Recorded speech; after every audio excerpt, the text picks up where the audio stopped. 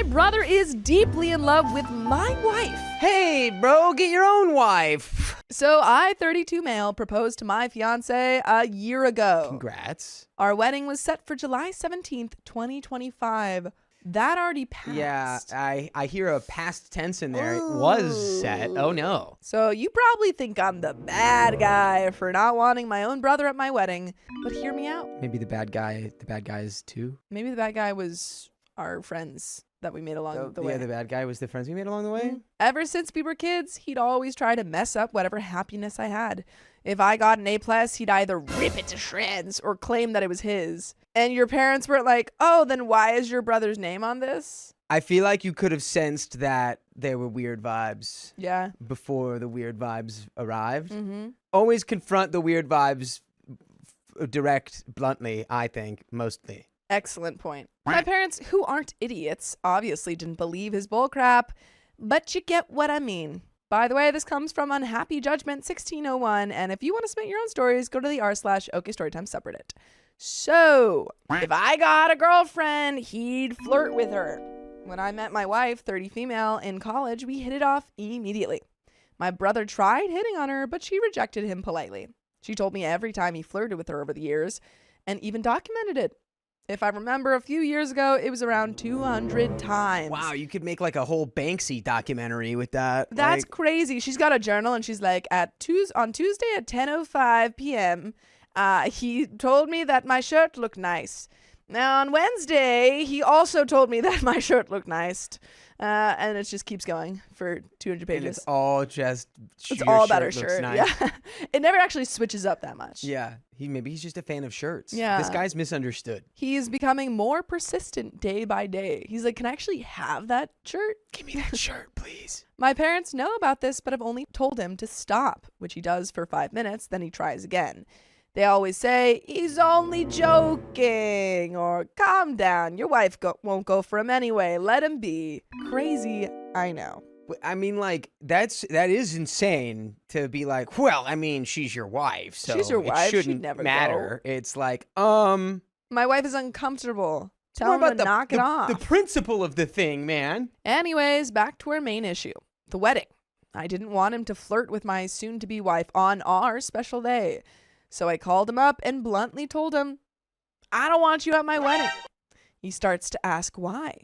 And when I explain why, he starts getting mad and calls me insecure and that he's only joking and that I need to man up. I am manning up and uninviting you from the wedding. Yeah, I'm only joking when I'm flirting with your wife. For the 200 times that I've done it, it was all jokes. Everyone knows the 201th time you do a joke, it's the funniest. I obviously just hang up on him because I don't want to argue with a person like him.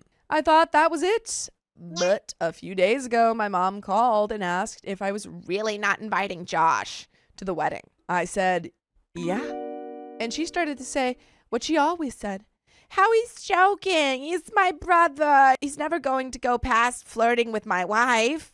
All that BS. Yeah, because she's my wife. 'Cause she's married. Like, I'm sure he would go past flirting if she wasn't, completely disinterested. Yeah. If she gave him the time of day, they'd be off to the races. It's just gross, bro. It's like so gross. One time, 2 times, 3 times. Yeah. Once you go past like 5 times of like being rejected, it just stop it. It's like not even the fact that it's just his brother's wife. It's also the fact that this is a woman who has said, I'm not interested. Yeah. Stop doing that. The incessance. And it's such a middle school thing to be like, oh, it's just a joke. I have a crush on you. Just kidding. Just kidding. Oh, except, I mean, if you were down. Unless you're interested in me. I hung up on her because she's wasting my time and just proving my point. I've been called by my dad and a few other relatives, and I texted them that if they keep bothering me, they're also uninvited. That leaves me to today. My whole family is divided. Majority are on my parents' side, but majority are just random aunts and uncles that I don't know existed. Even my mom's friends are on her side. People who are on my side are my wife, obviously, me, my 2 sisters, and my eldest brother. There's another division, which are the family who don't want to get involved, and that's fine with me. I've been getting spammed, and I genuinely want to uninvite them all, but I'm not 100% sure. I asked a few people about my situation, and some said to uninvite them all invite them back, and someone even told me to divorce my wife and focus on family. Huh? Divorce your wife. So that guy, your brother paid that guy. Yeah, divorce your wife pre-marriage. And I don't have any skin in the game, but I think you should divorce your wife. Yeah. Your brother says, you said no, you passed the test. Yeah. Guess who that was? My aunt. I genuinely don't know why I went to her, but I came here to see if my feelings are valid and what I should do, and there is an update. But what should OP do? I think, given how crazy town the situation has got, because no one can just be like, oh yeah, that's bad behavior and that should stop. You need to sit down all the people who are doing it, like your brother, or all the people who are just like condoning it, like it's meaningless, like your parents, and say, here's what's going on. Mm-hmm. This needs to stop. My wife is uncomfortable. Yeah. And I'm not going to have you, or by extension, the people who are just like totally fine with this. Yeah, y'all are telling being you guys so to get over weird. it. I don't want any of y'all at my wedding right now, but if we can get through this conversation with a boundary in place, y'all can come. And that's it. Because you don't want to have people at the wedding who are bothering you about your wife being harassed. Yeah, this is about making your wedding about you and your wife and not involving someone who's just going to like be like, wow, you look great in that wedding dress. That's a really nice shirt you got on. Really nice wedding shirt. I like it. Would you like me to? Would you? You wanna maybe kiss? Like. But there is an update, folks. I'm not sure how to update, so I'm making another post. To clear some things up, yes, I did stand up for my wife. I mean, it feels like OP's been standing up for his wife the whole time. Yeah, you've been standing on You business. uninvited your brother. Honestly, wait. I have a thought now that if the brother was so bad at flirting, like if he did just go like, kiss me 200 times a day. Yeah, it would be like, okay, clearly he's harmless, right? We gotta let him take some more swings, right? And then he walks away. He goes, get that average up. and then he's like, oh, never mind. It was the first thing I did when I brought her home to meet my parents. My brother tried to flirt with her, and I called him out on it. And my fiance, girlfriend at the time, rejected him. My parents didn't say anything, but they did give my girlfriend weird looks after that. Huh? What? Your girlfriend. She was your girlfriend? And she said, sorry, not sorry. I don't want you to flirt with me. And they went, He's just a flirty guy. He's just a flirty guy. That's his personality. I'm also going no contact with my mom, dad, and brother. I'm keeping contact with my 2 sisters and my eldest brother. Me and my wife are doing fine. We haven't had any visits, but we did get a few nasty voicemails and texts. We got some calls that we didn't answer. It's nighttime where I am, and my wife is sleeping peacefully beside me. I'm planning on showing her this post when she wakes up.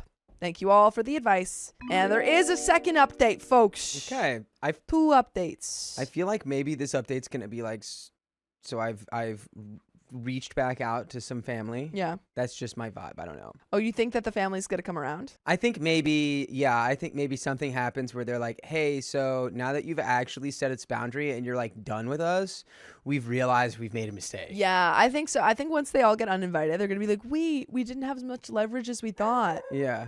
And I really hope that the family comes around and realizes that this brother sucks. But until they do, don't invite them. There's the door. Yeah, you'd be like, you can see the footage. Don't call me. Don't call me. Don't call me. Don't come by my wedding venue. We're not friends. We're done. Update 2. Okay, so this is probably the last update I'm going to make.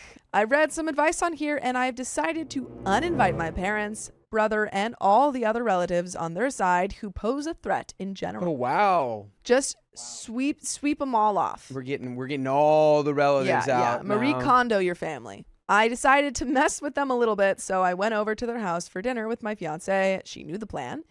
And we sat down to eat, and my brother starts to pester her again.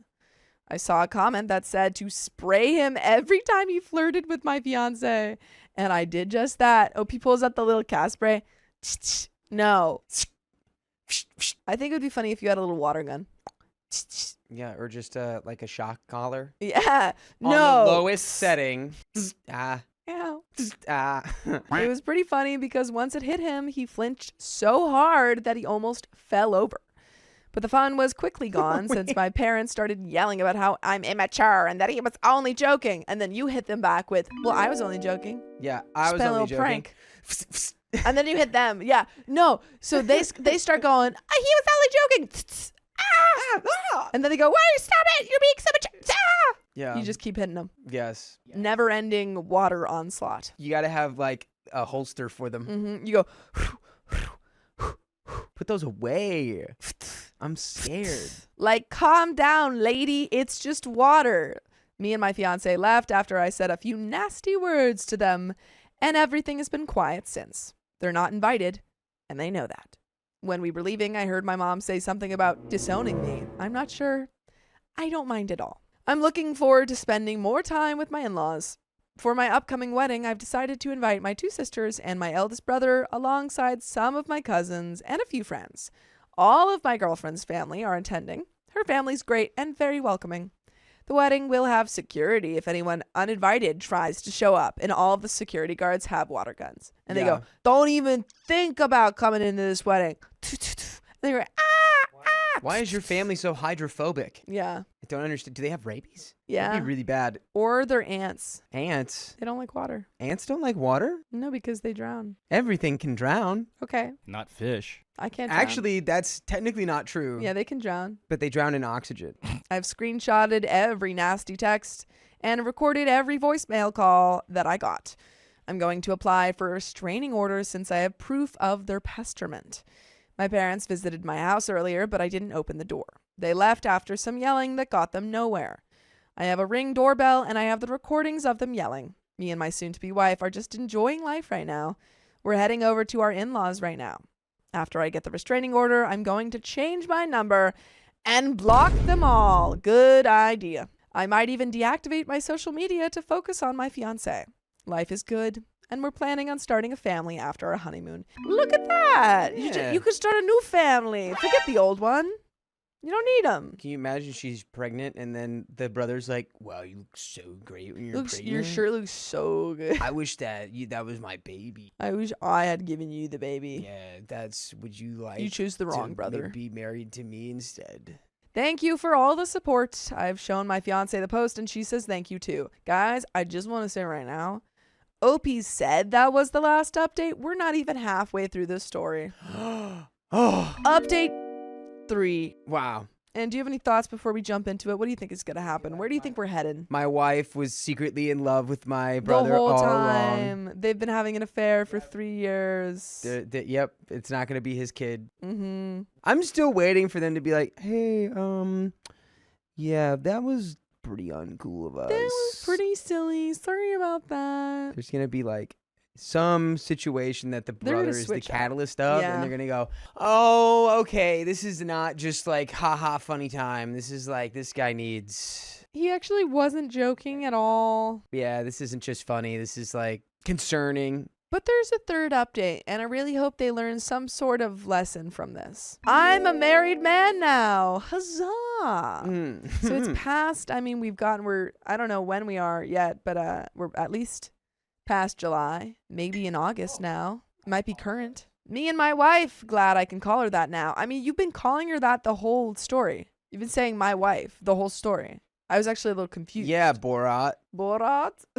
My wife. Got married yesterday. Oh, it's July 26th. The reception is ongoing, but I came here to update you guys if anyone still sees this. So my parents, brother, and negative relatives didn't show up.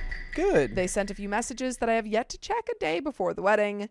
This is the happiest day of my life, and I love my wife. That rhymes. All right, Chance the Rapper. We go on our week-long honeymoon today, and then, I guess in a week from now, you guys are going to have a baby. That's how that works.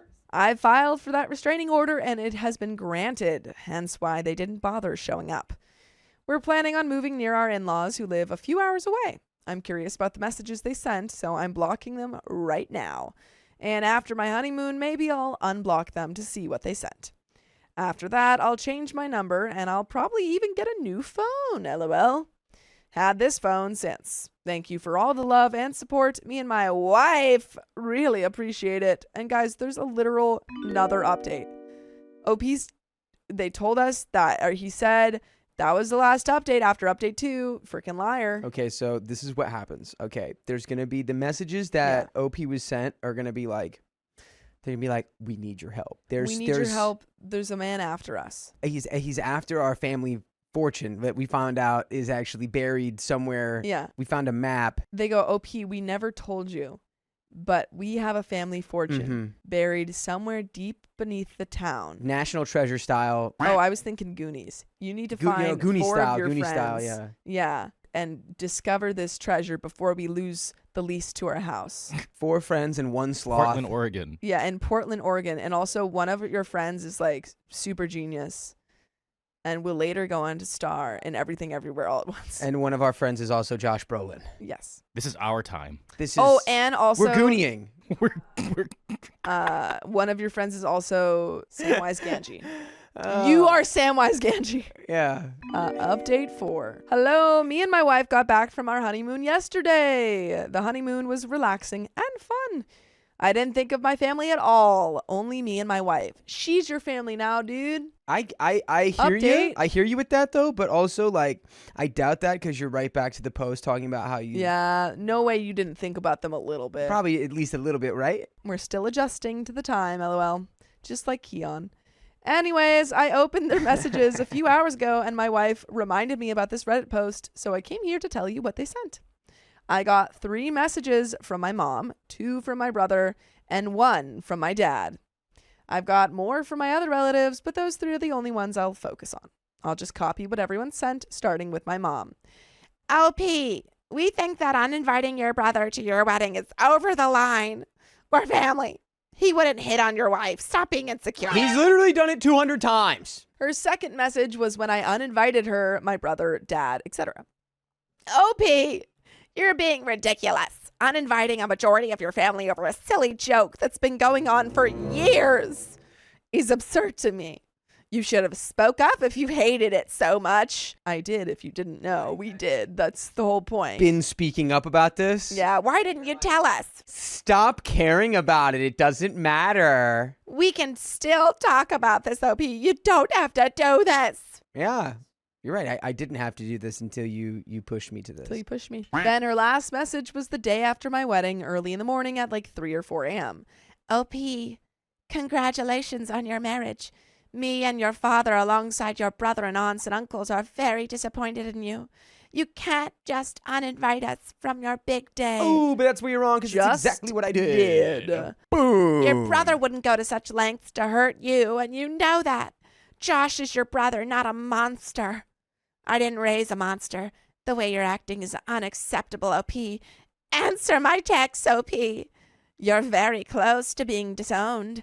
Your father and I are really upset, and we want to speak to you immediately. Please reply to my message when you see this. Do not ignore us. We just want to talk to you, OP. We can solve this as adults. I don't want to see my own kids drift away from each other. Sister number 1 and sister 2 and eldest brother are all distancing themselves from Josh. It's painful to watch. Please fix this and talk to us. We can make this work. I'm looking forward to hearing from you today. And that's the last message she sent. Wow, that's you gotta love how that went from you're being very close to disowned, but also the fracturing of my family is destroying me. Please talk to us. Yes, and you have to fix it. This is your fault, and you have to fix it. This is your fault. I'm sorry that you just didn't understand that a joke that's been going on for 2 years that's always made you uncomfortable has been a joke. Yeah, gotta love that it went from nuh-uh to okay, yeah, but it's a joke to okay, yeah, but you should have said something. Okay, yeah, but we don't actually care. Yeah. On to my dad's text. OP, uninviting your brother is too far. He's your brother, for Christ's sake. He wouldn't do anything. We wouldn't let him go beyond his jokes about your wife. Well, I'm sorry. What is that? The implication of that is that if he like absconded with OP's wife, what, y'all would just tackle him to the ground and be like, this is too far. You near damn know that. Near damn know that. I would never allow my son to take his brother's partner. My dad's brother did that to my mom when I was younger. Hurt seeing my dad like that. I would never let you feel that way. You know this. His next message, OP, honestly, congratulations on the wedding. I'm not proud of what you did, OP, but I understand. I'm viewing this in your perspective, and I'm starting to understand your actions. Oh my God, thick-headed dad is starting to get it. Come around. Crazy that first message was like, my actual father, went through the same thing, but I don't get it. And now he's like, I've been thinking about it. If I was in your situation, I wouldn't have gone this route, but the choice was yours, and you made it. Okay. We can't change that. We just need to accept it and move on. I want to book a family therapy session for all of us if you're willing to go. I want us to move past this. OP, there's more I want to say, but I'll message you after your honeymoon. I'm hoping to hear from you. Okay. Honestly, not bad. Dad was cooking with that. Dad was going, he was going with someone with that. Yes. Now the message from my brother. Oh boy. OP, I'm not going to sugarcoat anything to you. This is the truth that I've been holding for a long time. I've liked your wife since the day you brought her home. She always looked at me in a way that told me to keep on trying. My jokes weren't jokes. I wanted to do more, hug her, wrap an arm around her, but I couldn't. Dad was on to me after I hit on her that first day. He told me not to go too far or he'll make me regret it. I thought he was kidding because he never intervened, nor did Mom. Your wife loved me and she still does. When you uninvited me from your wedding, I was crushed. Taking a brief moment This to man say, is crazy. this man is the most insane man I've ever seen. And also, I'm screenshotting that text and sending it to everyone who said he was joking. yes. I'm posting it on the news.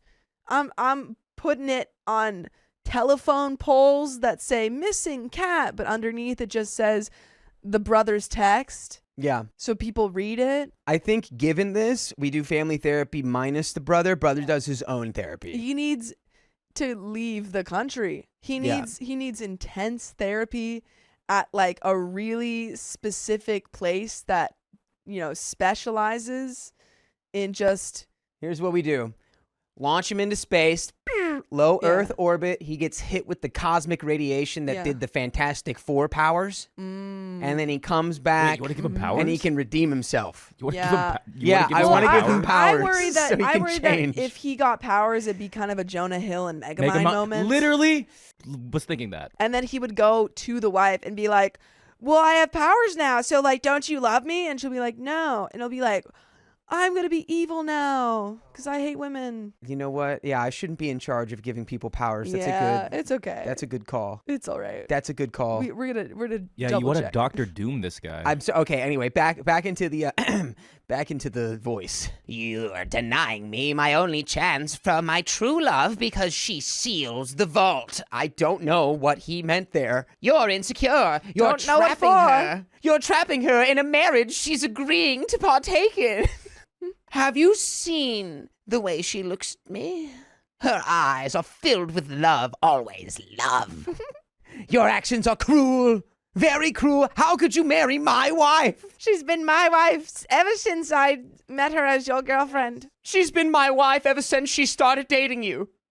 Don't you know And we this? all knew it, and mother and mama and papa knew it too. It's yeah. I cannot wait for them to see the parents to see this. Oh boy. You knew I liked her. You knew. I know you knew. Even if you're married, I'll get my true love one day. I'll get her, my pretty. I'll get you, my pretty. Yeah, little dog too. Your brother is Gollum. Your brother is. She's been mine since the first day I saw her. I haven't told Mom or Dad this because I know they'll flip out. You can tell them this, but by the time you do that, I'll be gone. What is he? You'll never see me again, Batman. I'll be gone, Batman. Is this the Riddler? It is. Your wife will be mine, Batman. I'm the Goombler. I'm the Gobbler. I'll be back for part 2, the Goombler's Revenge. I've heard you've been ignoring Mom and Dad's texts. You've just given me the opportunity and I'm taking it. Hate me all you want. I'm gonna get your wife and take your place. He's literally evil villain monologuing. He's got a He's twirly monologuing right mustache. now. Oh my god! And like Swipe the or no pointy- swiping. He's got a he's like really not I don't know how obscure this is. He's Lovelace from the Wild Wild West movie. That's what he's obscure giving. for me. He's giving that energy right now. That's such a deep cut right there. That's the exact energy this guy's giving. We're putting a lot of deep ones in this one. Oh There's yeah, that's a still deep more to cut. this Still way text. more. Okay, you gotta that- knock this We're out. so close. Okay. I'll even date one of her relatives to get closer to her. If that's what it takes, I'll go that far. And how I feel about you, I hate you, OP. I always have, even as children. You angered me in many ways. Everything you did. You're such a show-off. That's what pisses me off. Always showing off your grades and your girlfriends, even your accomplishments online. But me? Nothing. I'm nothing special. And that's your fault. Nothing. I'm nothing compared to you. That's how I feel about you. It's not jealousy. It's hatred, which are basically emotional cousins. My hate will come back to bite you, and you'll regret what you did. That was an insane evil villain monologue. Good job. That was clinically crazy. I gotta cool off, guys. Clinically I don't know. Where was crazy. I? Where was I? Where was I? What happened? What happened? I was gone for What the was last that? Took over. 5 What minutes. was that? I'm sending that text to everyone I know. You green goblin right there. Yeah, that was. How many people are gonna get that text? It's gonna be. The thing is, oh my God, you did green. That's it. That's that it. was his green You're goblin. the green goblin. you're the yeah, I green- was like trying to figure out who it was. That's yes. You were the green gobbler. Goondock gobbler. You were the green gobbler from the Goondock. I'm sending this text to everyone, and I'm putting the subject line as like, send this to 10 people you know or be cursed forever. We're doing like those type of text chains. I want everyone to know. Yeah, this guy got cursed by all of them. Everyone's gonna know about this text. So send this text to 12 people or be forever cursed by the Goondock Gobbler Goblin Man. Goblin. The green Goondock Gobbler Goblin. Oh man. See, this is the type of story, like after I heard this is the type of person that I would think took 6 Benadryl. Did he yogi You know? down? I think he's having some sort of breakdown. Yeah, I don't know. If he hasn't, maybe he needs to try taking 6 Benadryl so Maybe that he it'll can help. completely, it'll cancel each other out. Yeah. Just come back to normal. That's all he sent, folks. That's all. He sent that the day after my wedding. Of course he did, because he's been his 2-year-long plot has been foiled. Wow. By the way, our plot is for you to listen to full episodes of stories just like this. Just go to Spotify, Apple Podcasts, or iHeartRadio and search up OK Storytime.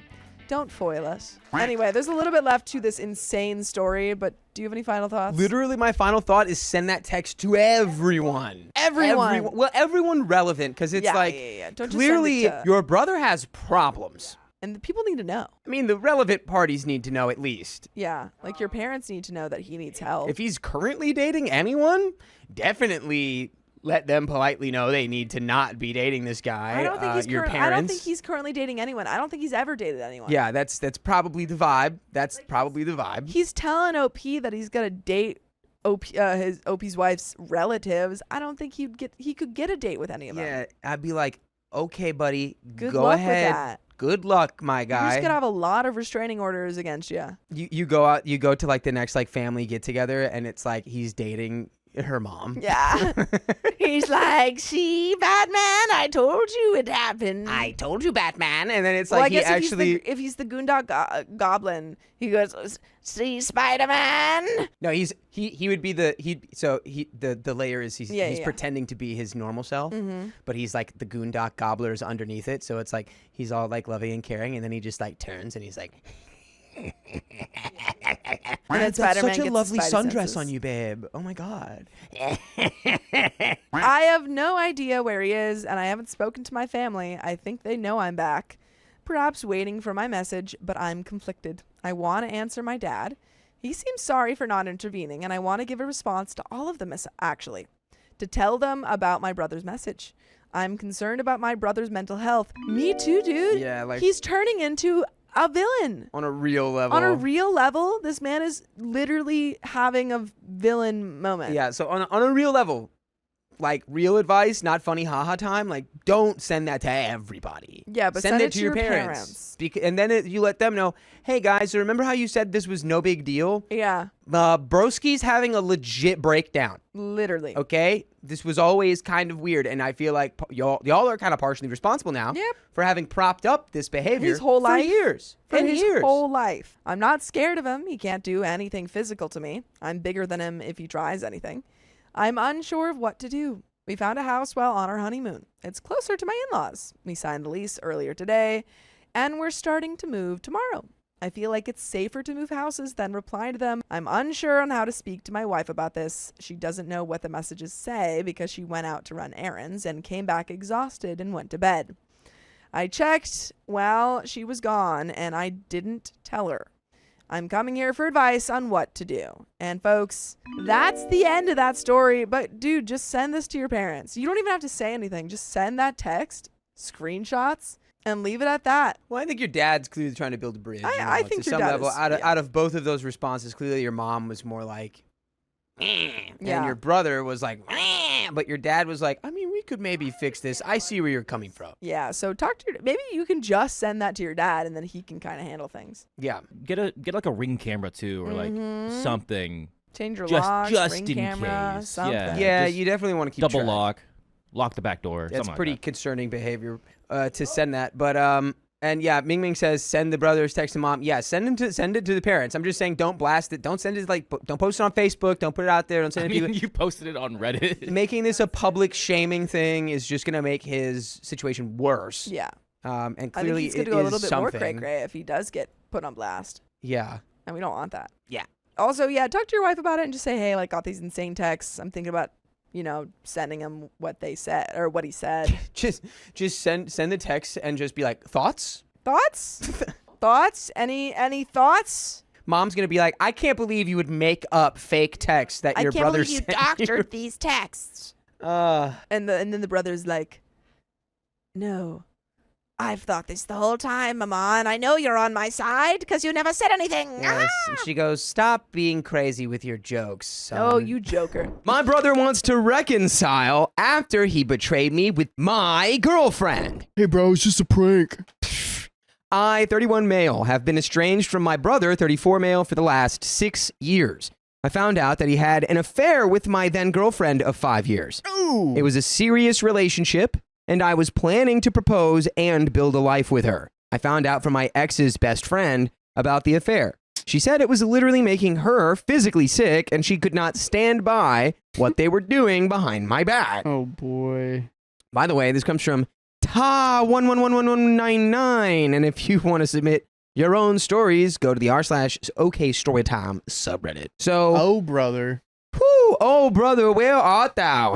I had trouble believing her and told her not to repeat to anyone what she told me. I did not even confront them right away. Oof, that denial hits real strong. I could not believe it unless I saw it with my own eyes. My brother had flirted with my ex, but he was a womanizer. He'd flirt with anyone female, so I did not think anything of it. I was in such shock, and I walked around like a zombie, trying to figure out what to do. Can we get a little recognition there? I love Thank that. you, Riley. Thank you. My friend who told me doesn't have a malicious bone in her body, so I decided to observe. But I couldn't imagine my brother betraying me like that. I told my ex that I was leaving town for 2 days on a business trip. I sent my brother a text that I was going to be gone. I thought about it a lot and decided if they were hooking up, they would be meeting at my brother's house. I needed to see this with my own eyes. I appreciate getting evidence before you pull the trigger because he is very invested in this. Yeah. He wants to live with this woman. I think working behind the scenes, being like Batman. No, the Joker. No, the Joker, because Batman works behind the scenes, but the Joker is always 1 step or 2 steps ahead. Yeah, gotta have a little bit of proof with the pudding, you know? Yeah. I ended up pretending to leave town. I went to the movies to kill some time and literally hoping against hope her car would not be in his driveway. There would be no reason she could give me why she would be at his house without me in the middle of the day. And I can still remember that day like it was yesterday. Oh, no. I remember stopping my car at a stop sign before turning and not going anywhere because I knew what could be in store for me.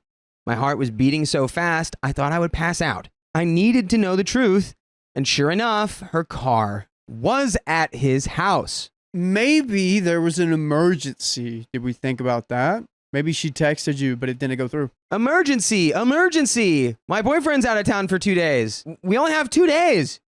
We only have 2 days. 2 days to get jiggy with it. I went from shock to pure anger in a matter of a few seconds. I had a key to my brother's house, so I used it and let myself in. I saw them in his backyard playing in his pool, and they had their hands all over each other and kissing. They were having a romantic picnic by the pool. I literally started taking Just saying, I would be pretty upset. That's what I would do. That's how I would feel in that moment. I mean, yeah, I would too. Okay, so they were having a romantic picnic by the pool. I literally started taking pictures of them, and then they noticed me and were horrified, and I started screaming at them. Dude, you should have recorded because you could definitely get more money off of that by putting it online. Yeah, you could put that on World Star for sure. All that is unholy broke loose in that moment. I don't even know how I got from his house to my car and back to my house. To this day, I have no memory of driving home. I got back and I threw all of her crap out. What I did not break ended up in the front yard. I told her if she didn't leave, I would tell the world how she effed my brother. Okay, fair. There you go. My neighbors came over concerned. I told all of them I just found out that my girlfriend was effing my brother and she's moving out.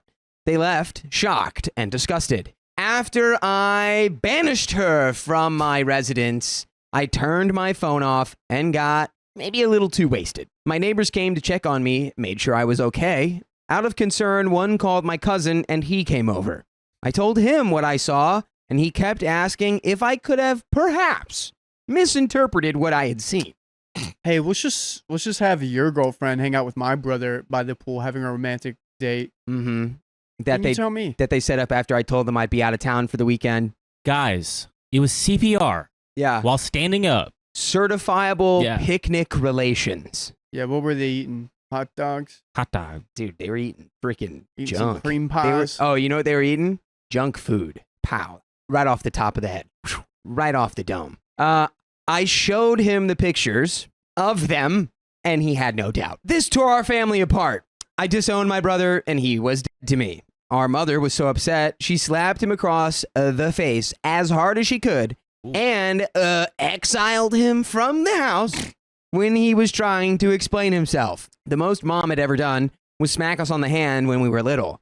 He was disowned and shunned by everyone, not invited to anything. So apparently my now ex and brother were in love and had been carrying on for 2 months when I found out. They did not end their relationship right away.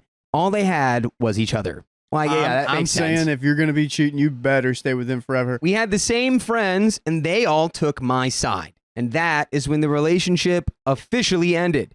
He dumped her because they could never be happy together because their relationship was tainted and they were poisoned together. Gee willikers, how did that happen? How did it get tainted? Yeah. Oh, as if there was like some steps you could have taken for this not to be tainted. Oh, if only. This is like their whole relationship was like an alchemist crafting a potion of plague. Yeah, and the brother broke it off? I'm actually not sure. Who broke it off? It's okay. He dumped her. Yep. You know because why? they couldn't be happy together because everyone was telling them that they were terrible people. Well, he also has like a line of girls waiting to be with him, so that's why he's like, oh, it's your turn. Oh, he's got a roster. He's a roster. Oh, yeah, he's a roster. A man. rosterfarian. He's got 5-star players. We're waiting for him. He's got 5-star recruits. You got a vet in your team. So, after they broke up, he tried repeatedly to get in touch with me, but I would have none of it. And I was a mess for that first year. I threw myself into my career, and I knew enough to go easy on the booze, so I was having meaningless, spicy sleep with a different woman every weekend. I needed to change, so I started applying for jobs that were 1,000 plus miles away. I wanted to get as far away as possible and start over. I accepted a position on the West Coast that made my career grow by leaps and bounds. I have 2 younger siblings that are boy-girl twins, and they ended up following me to California and attended college and have settled there. Hey, that's what I did after my breakup. The Californians. My dad retired 2 years ago, and my mom found a job in Las Vegas, so they moved there, which is about 4 hours away from me and the twins. We see each other often. During the vid, we all went to Vegas to stay with our parents since we all worked remotely and were together in the same house for 9 months. It was so nice, all of us being together, but it felt like someone was missing. That was the first time in years that I had actually missed my brother. Wah. You miss your screwer brother. Wah. He stole your girlfriend, bro. I got hate in my heart for this guy. I ain't gonna give me love. Yeah, I don't know. But you don't even know. You don't know because you don't. I know that anytime we ever I know mention they anything about say- siblings, you don't even know how to reconnect to I it. know what they say is time heals all wounds. You got time on your hands? This guy had time. Does he? It's been a while. Well, he might. He's not with her anymore. But he He's also he should thank your brother for doing this. Really, honestly. Like, In hey, a way. Thanks for. He didn't take his woman. He took his problem. Thanks for taking my problem away. There you go. I appreciate. My parents and the rest of the family have respected my wishes to never be in the same room with him and have never pressured me to make peace with him. Their support certainly made my healing easier. Life goes on, as they say. I've concentrated on my career and bought a house. I've traveled the world. There's been a couple of long-term relationships that ended, but on friendly terms. I'm single right now and enjoying life. My brother got married and has a baby. I've never met his wife or son.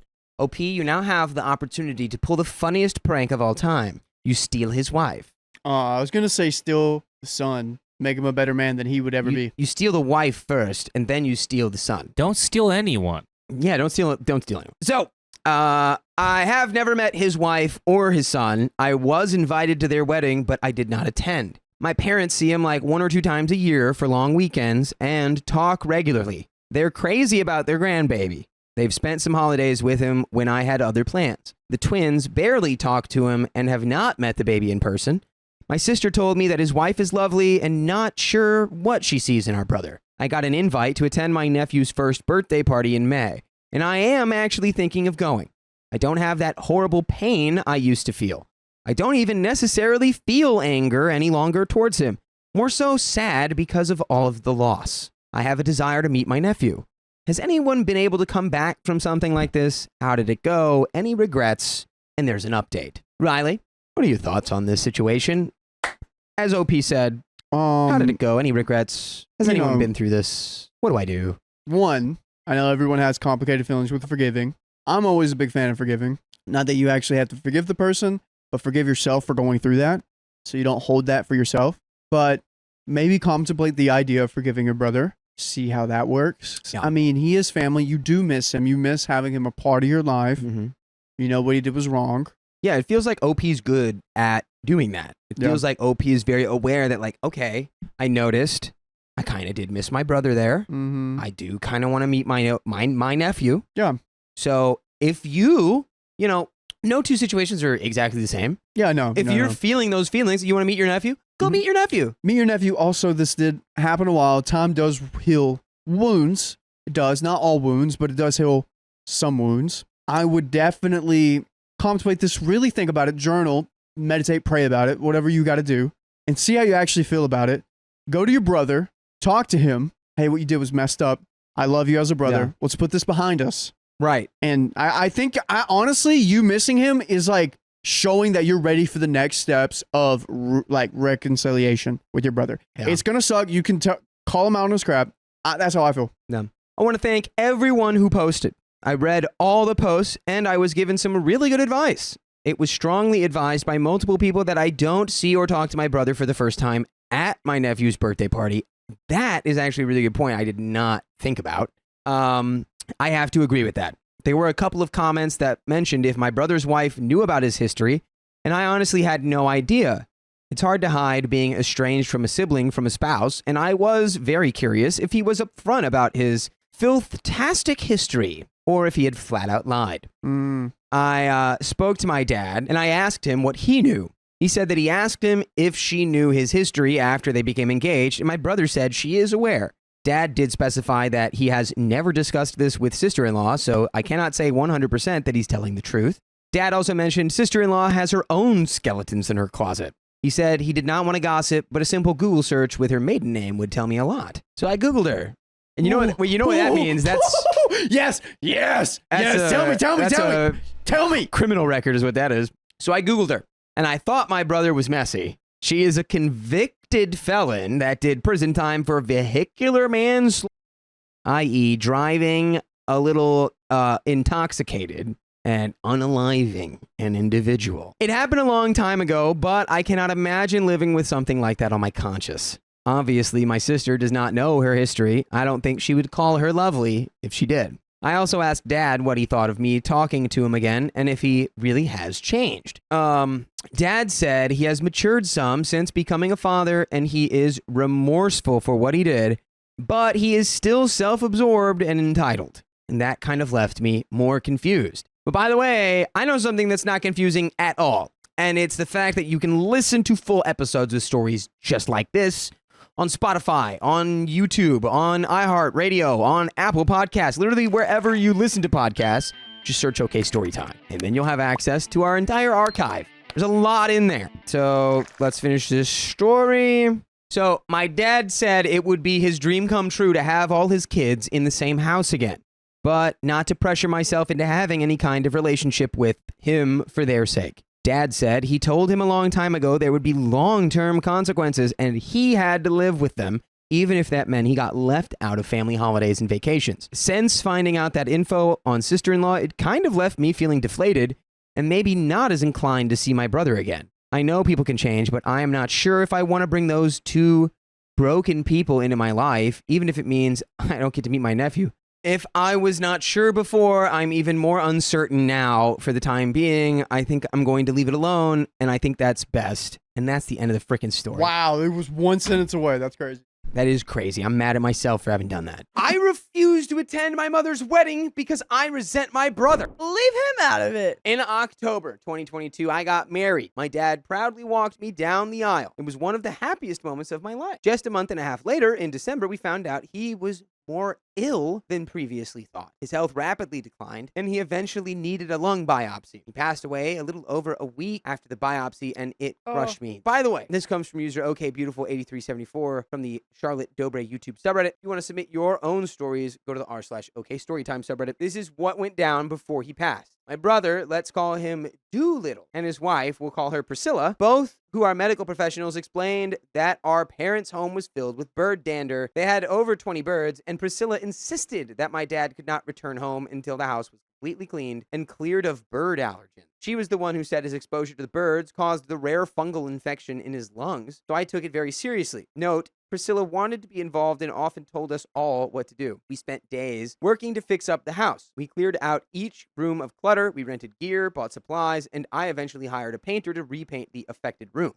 Doolittle and Priscilla helped up until the paint and even agreed to split the cost, but once I hired a painter, they completely bailed, refusing to pay another cent. I think Priscilla was angry that I hired someone. And to this day, I don't know why. Did she know how to paint rooms properly or have the time to? Let's not get too into that. But I will say she used a paint sprayer inside the house and screwed up the electrical. Paint job was $1,200 for a large living room, bird room, and master bedroom, so $600 each. Really not a bad price for 3 large rooms. Important. After Dad's biopsy, he went to recover at my brother's house. Before this, he was in and out of the hospital, so we were able to clean the house while he wasn't there. While I was scrambling to make my dad's home medically safe, Priscilla picked a fight with my mom, who was also staying at their house to be near my dad. What did my mom do to earn Priscilla's rage? She put dishes away. Not kidding. Apparently, it was Priscilla's daughter's job, and she accused my mom of disrespecting her kitchen system. My mom was dealing with losing her husband in the near future, so obviously she wasn't thinking clearly. My thinking, the faster we get the house done, the sooner they'll be out of your house. But it got even worse. My mom invited an elderly church friend to visit my dad at around 10:30 a.m. and Priscilla flipped out. Called me and said, "Your mom had no right to invite people into my home without my permission." Priscilla even complained about my mom and that she wanted her out of her home if she couldn't abide by her rules. I am not making this up. I said, "Are you seriously getting mad at my mom for bringing Betty over to visit my father who is passing away? Like, I don't have time for this." And I hung up. Priscilla has brought many people over to my parents' house in the past, some with asking permission after they were already there. So I don't see the difference. Then came the moment that changed everything. A few hours later, my brother called me at 8 p.m. and said if our dad wasn't out of their house by that night, Priscilla was going to divorce him. Let me remind you, my dad was still healing from a major procedure. They both agreed to take him in until the house was ready. Moving him prematurely, especially into a freshly painted house, could have unalived him. We all knew he would pass away in less than a year, maybe 2 years, so it wasn't like we had false hopes or anything. I pleaded with Doolittle. I argued, I begged, nothing. I told them to grow some balls, but they were done helping. I had to set up a temporary recovery room in an unpainted bedroom with air purifiers and fans. I brought him home by myself, 3 oxygen tanks, hoses, clothing, food, wheelchair, helped my dad into the truck and back out when I got home. He never should have left their house at least for 2 more days. Plus, his nurses were set up for their house. That was my goal, to air out the paint before bringing him home. We were almost there, and the medical professionals were too busy taking prescription pills they didn't need. That's another story, but no wonder they lack empathy. Side effect from taking substances you don't need. The next few days were tender. My dad seemed okay. He was smiling, eating, and seemed happy to be home. Then, on the second night, his oxygen machine failed.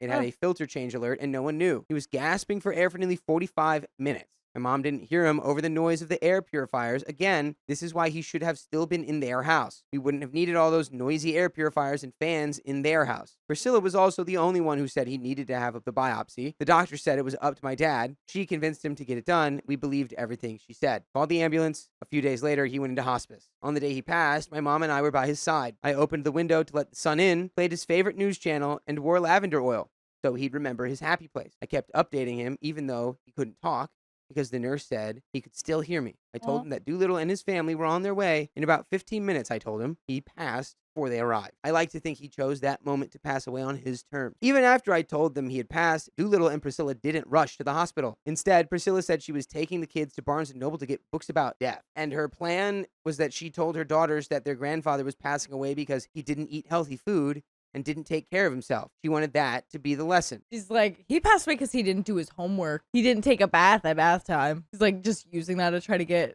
her kids to like obey. It's on site now, forever. It's So on wild. site, catch a case type stuff forever now. Yeah. Good thing that he like passed away before they got there because they didn't deserve to see him before. They didn't deserve it. That's insane. Are you serious? I asked her. You are using my father's passing as a life lesson. He'd only been gone for 15 minutes. Like later on when they're older, go ahead, let them know whatever they want. But really? Right now she's doing this. I was speechless and numb at this point. He didn't eat kale, but he sure as heck didn't deserve to be exiled from their house mid-recovery. That's elder abuse. I should add, after the funeral, my aunt, who's a lawyer, texted Priscilla to let her know how serious that is under Florida law. Priscilla stormed into our house, the after-party celebration of life, screaming at me for trying to make her lose her kid. My oldest brother threw her out, calling her every name in the book. This is what's happening now. This month, my mom is getting remarried. I was ready to go. I had my plane tickets, my dress, everything. But then my mom's fiance started texting me nonstop. Apparently, Doolittle is refusing to go to the wedding unless I agree to acknowledge him and play nice. He's also worried that his daughters will run to me at the wedding because they love me. What a terrible thing for your daughters to see someone that they love and be happy about it. So terrible. That was the last straw. I decided not to go. I love my mom and I hate that I'll miss her wedding, but I refuse to be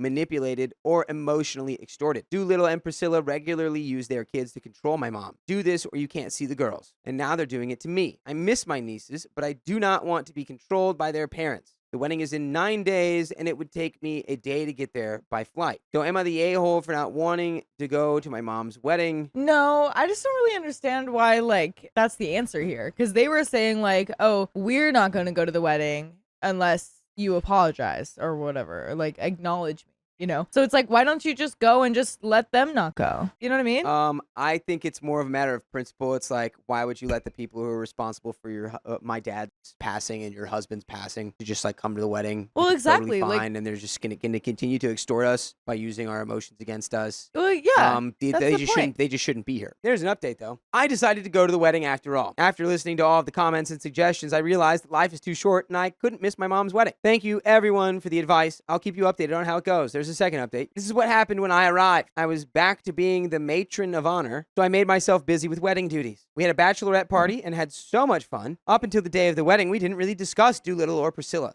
until we were getting the flower girl baskets ready. Doolittle's daughters, along with my cousin's 2 girls, would be the flower girls. We set up the venue for this small wedding. I went into the changing room and put on my dress, then went back out into the main hall. I saw 2 of my nieces standing in the entrance. I waved at them and gave a big smile. They smiled and waved, but were being held back. I still had more wedding duties, so I went back to that and brushed off the fact that the girls had not entered the building yet. Finally, it was my time to get my mom ready. So I went to her and started to fix her lipstick when my other brother walked in. Quote, they left. They saw you, and so they left. My jaw dropped. My mom started to cry. I quickly calmed her down. Don't worry, Mom. We are here for you. We have to keep going. This is your day, not theirs. But the damage was done, and her heart was broken. I felt so disgusted at what they did to my mom. Actually, my heart broke for her. I forced my tears back and stayed strong for her. My cousin with her 2 daughters arrived just before the ceremony, so we got the 2 girls ready as soon as possible, and the wedding happened. It was beautiful, not a dry eye during the ceremony. The reception was fun, and everyone danced and really enjoyed themselves. So I waited until after the wedding to find out what happened that made the granddaughters miss the wedding. Who would dress their daughters up for their grandmother's wedding as flower girls only to not even allow them inside the venue, even just to see their grandma in her wedding dress? My other brother explained that my arrival was a secret. No one at my mother's request was to tell Doolittle and Priscilla that I would be at the wedding. When they saw me, they were in shock and decided to bounce before the girls could run to me. And by the way, you can bounce over to your favorite podcast platform and listen to more stories in the episodes that we have there. There's over 2,500 of them, and you can just find them all by searching OK Storytime on Spotify or iHeartRadio or wherever you listen. I do not agree that I should have been kept a secret. They should have let them know I was going to the wedding. Now the girls are probably traumatized by everything. Maybe my mom was hopeful that we could reconcile at her wedding, but I do not regret going at all. I was right where I needed to be. Besides that, it was a beautiful wedding for my mom. No. From my perspective, Doolittle and Priscilla should have let the girls at least see their grandma. They looked so beautiful, and they will never get this opportunity again. My mom is at fault as well for not telling them about me being there. Also, my fault for being there after saying I wouldn't be. Sorry, not sorry, though. Life is too short. Thank you for all the advice, Reddit. And that is the end of that story. That's so sad. I hope the mom was able to, like, have a good time. Yeah, it sounds like they were, like, at the reception. It was cool. Yeah. I think we got there probably never Dang. on site forever. You killed my dad. Yeah. You killed our dad for your horrible wife. I refuse to reconcile with my brother-in-law after he said something hurtful. How hurtful? Let's find out. My spouse and I have been together for over 10 years. We have a 7-year-old girl and a 4-year-old son. For the most part, we've gotten along well with each other's family. My mother-in-law has gone above and beyond to help with the kids and helped me when I was dealing with certain health issues. By the way, this comes from being nice isn't hard. And if you want to submit your own stories, go to the r/OKStorytime subreddit. So the following was something we didn't expect and makes me feel uncomfortable of interacting with brother-in-law ever again. Brother-in-law got dumped during the holidays and was feeling down at the start of January. He and my husband have made a point of texting him often just to check in on him, and it looks like he was in better spirits like around mid-month and went on what he called a great date with a former coworker. A few days after that, on a weekday, my husband and me were playing a board game with our kids. While texting with my brother-in-law, my husband first sent a voice note of our kids saying hello to their uncle and then a pic of me and my kids huddled around the floor with the board in the middle. My brother-in-law replied by saying, "Only you can turn a garden tool into a housewife." My husband immediately said he thought his brother might be drinking or something when he showed it to me. I was shocked at the sheer randomness of being insulted like that. We didn't want to ruin the kids' night, so we agreed to talk to my brother-in-law later, but in the meantime, my husband responded by saying that wasn't funny and asking if he has a problem with me or was trying to rile him up. Brother-in-law just deleted it and didn't respond. Once the kids were in their room and it was just us, my husband tried to reach out to my brother-in-law, but he ignored his calls and texts. He assured me that his brother was feeling bad over it and probably wasn't thinking when he said it, and he'd get things cleared up soon enough. The day after, my husband tried to figure out what had crawled up my brother-in-law's butt, and somehow his explanation just made things worse, saying he was just jealous because I don't look like a typical housewife, but I'm so good at it, and how that picture reminded him of how far he is from having a family of his own, and then he doubled down on how out of place I looked. Oh, so he's a moron. He's the moron, and he's jealous of the freaking baddie that his brother got. The out of place comment was in reference to me not having cleaned my dark lipstick off, holding what looked like a cocktail drink, just fruit juice, and wearing a nice top while my kids were in homier outfits. For context, we were playing freaking Clue.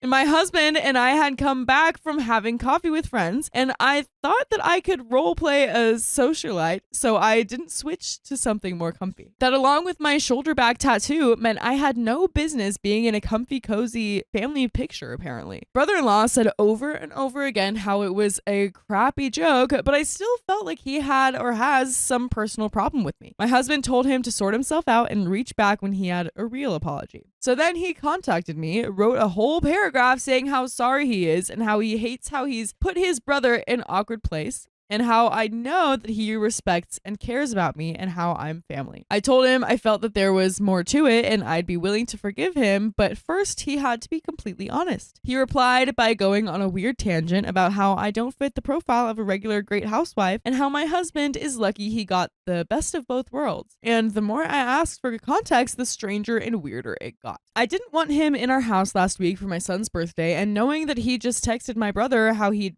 promised to take us all to a theme park when things went back to normal. My husband told me that it's been 3 weeks and how my brother-in-law has apologized over a dozen times now, and if we could all just get along again. I told him he can't dictate when I should forgive someone else and that maybe I never will. And my husband told me that that's an overreaction over a few stupid comments that my brother-in-law obviously didn't mean. But we do have an update. Oh, whoa. I agree that Yeah. that completely cutting off the brother-in-law with all the given context would be kind of unnecessary.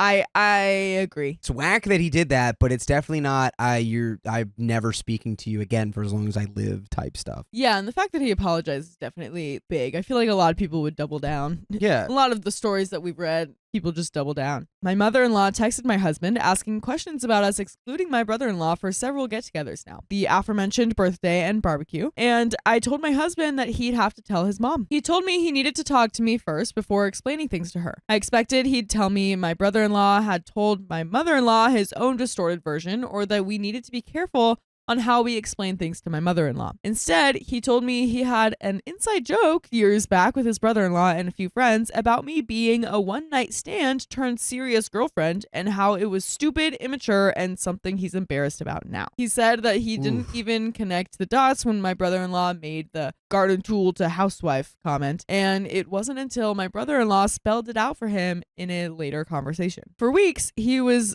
hoping that I'd either just forgive and forget because he didn't know how to tell me. My first reaction was confusion. I told my husband, why would you ever tell people that if we were first friends and then dated? We met in college and didn't have our first date until over a year later. He said he just wanted to impress his boys and that he was a stupid 20-something idiot. That just made me ask some more questions. Like, why wasn't his brother in high school back then? Why would he even be telling his teenage brother about made-up college conquests? He said he was just summing things up, but basically he told one of his friends who then told somebody else, and it reached his brother. Then he tried to further add to that jumbled mess by saying that it was a running joke that stopped when we became serious and how it was really about his friends ribbing him instead of me. I felt that he was just making this stuff up, so I just shut the whole thing down and asked him why he is so desperate to take the fall for something that his brother said. I told him I'm not out to get his brother or wish him ill. I just wanted space. My husband stayed defensive and said his brother will never say something like that again and that I'm making it sound like I'm afraid he'll hurt me. This led to a senseless back and forth with me saying over and over again that I just wanted space and him saying that it's been long enough and enough time has passed for me to get over this. I eventually snapped and said that if he's not going to tell me what has him so desperate for his family to not find out about his brother-in-law insulting me and me wanting to be away from him, then I'll just tell my in-laws myself. He said that he's telling the truth and that he just doesn't want to give his mom an excuse to give his brother more grief, as things between my brother-in-law and his parents are apparently already tense. He said that he understands that I'm angry, but asked me to please understand that my brother-in-law is in a bad place and doesn't want to uproot the only support that he has.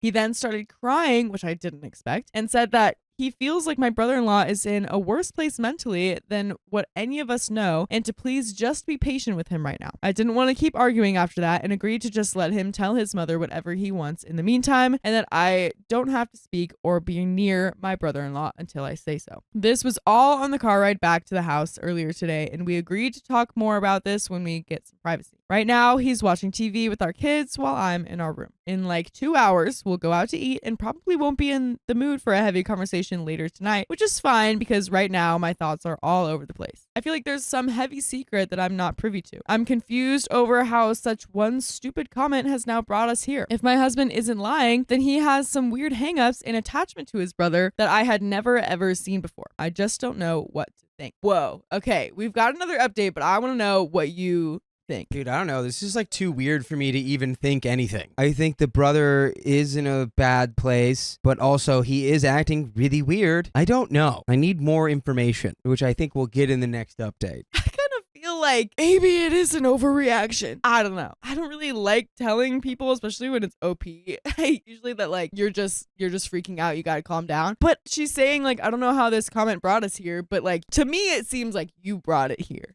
You know? It seems like it was more like a principle where it's like, well, he said this, and you can't tell me when I'm okay with it. I can only tell you when I'm okay with it, which is fair. Which is But understandable. then he's like, please just be okay with it faster so that my family doesn't jump on him like he's, messing more stuff up. And then now he's crying, and I don't know. And you feel like, well, now I feel like something else is going on because you're acting so weird. Yeah. And it's just all a bunch of nonsense, and I need more information. Yeah, me too. But we do have an update. I've been asked several times via comments and DMs about an update, but the rules of the subreddit is one update only, so I'll just make one here. We started couples therapy last Thursday. I have been the butt of many distasteful jokes between my husband and his brother and more people. I feel betrayed, humiliated, and of course angry, but at this point, I'm just looking for things to move on. I don't think divorce is on the horizon, but some changes are needed. By the way, you can change from watching us to listening to us on iHeartRadio, Spotify, Apple Podcasts, whatever your favorite podcast app is. We've got more episodes with full stories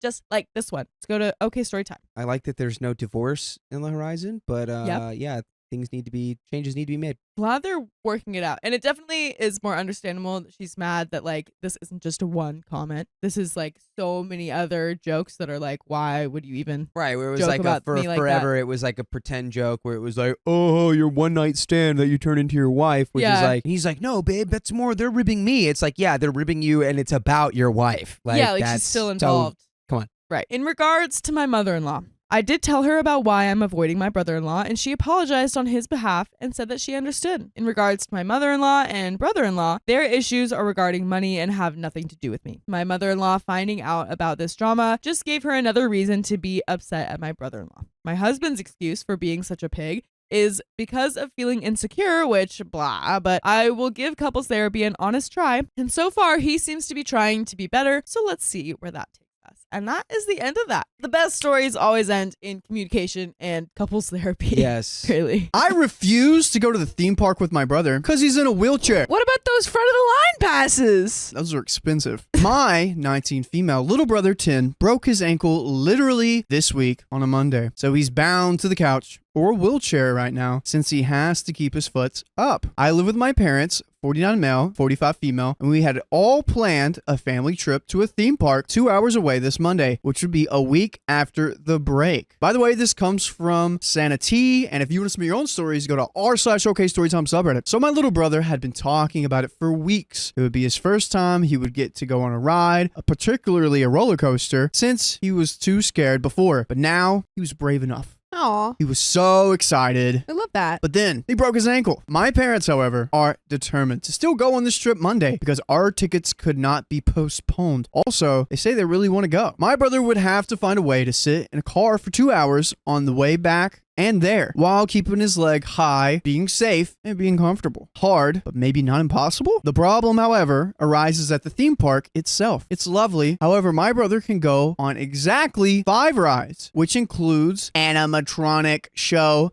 and a 4D movie. Oh, okay. The other rides are not wheelchair accessible, and he can't walk right now. Of these 5 rides, he'll enjoy 3. I think it's extremely sad to put this boy near all the coasters he's been excited about for months now and confront him with things he cannot do. I told my parents this, and they went bat crap on me. I was egotistical and mean, and I just didn't want to go because I didn't love them or him, etc. Which is not true. I just don't want to go with him right now. Should we go later? My parents already stated that we would go again when he was better. Just also now. I still don't like that idea. I even came up with a list of fun activities that were wheelchair accessible, but they said no. They really wanted to go to the theme park. When I brought the bad news about the coasters to my little brother, while trying to still be sensitive as I could, he started crying and said that it wasn't me. He just was sad that he would miss out yet again, which shocked me because it was so mature, but also cute and sad. Aw. Wait, so he's saying like, oh, you guys can still go. I'll just, hang back. That's so sad. I think the parents are the ones being freaking thinking about themselves. They're the egotistical ones. But they also are paying for rent and taking care of these children, and they might want to break. Well, then they should go to wherever they're going by themselves. That might be their next plan of action. Yeah, they're like, you guys can stay home. We're going. My mom got mad, saying I was to ruin a day for them before it even started, and got mad at my brother for crying because there were other fun things to do there. He got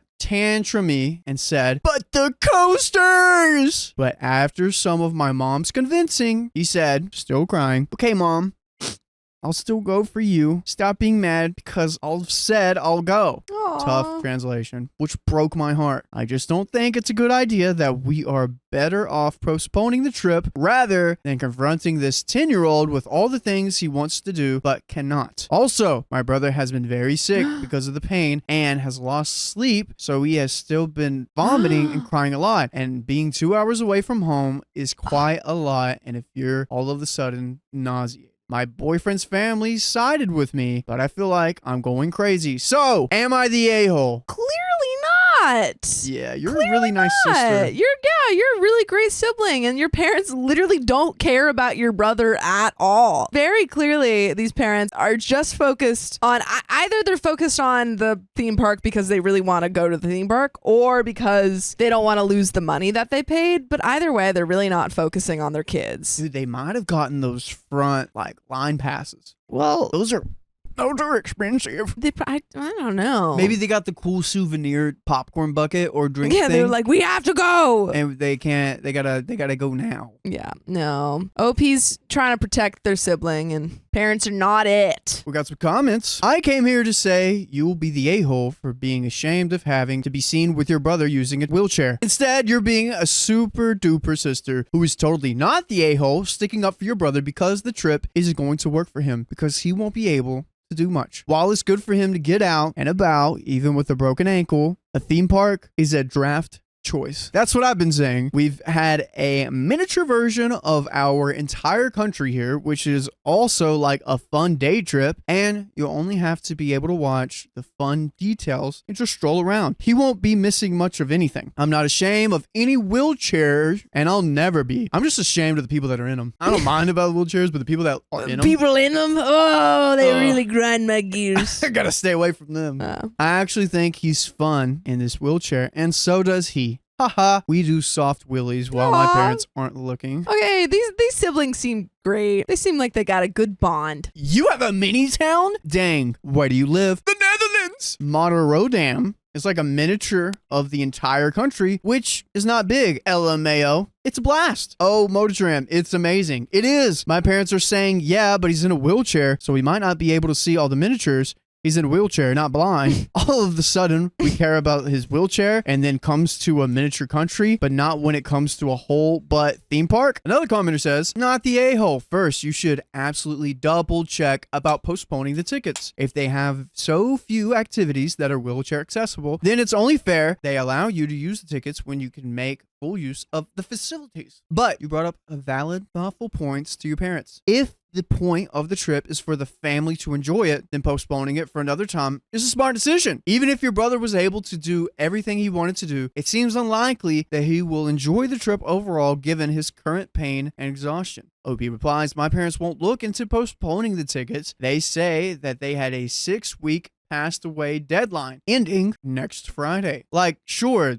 that's the rules, I guess, but customer service might bend the rules for a bit for an unexpected injury. 10-year-old? At least try. And we have some other people saying stuff. Not the a-hole. Update. No, they don't. You get to put a timer on as long as a queue, and after that ends, you can go on. I don't know. The parents feel very I feel like they got some kind of Groupon online, and they're like, we have to go. And it can't use it. I'm trying to side with the parents because I feel like parents really sacrifice what they do for kids and everything, but I don't know. They're just not really seeing it. I just think as a parent, I think if I were in this situation where I was very ill, my parents would never take me to an amusement park. But Oh, dude, they wouldn't. in the world where they would, I think if I were vomiting and broke my ankle, I think my mom would be like, yeah, we're gonna not go. You know, if I really could not enjoy any aspect of this. Yeah, your mom would be a G. That's really sweet of your mom. Yeah. Update. I called the theme park Ooh. and explained the situation. Good on you, OP.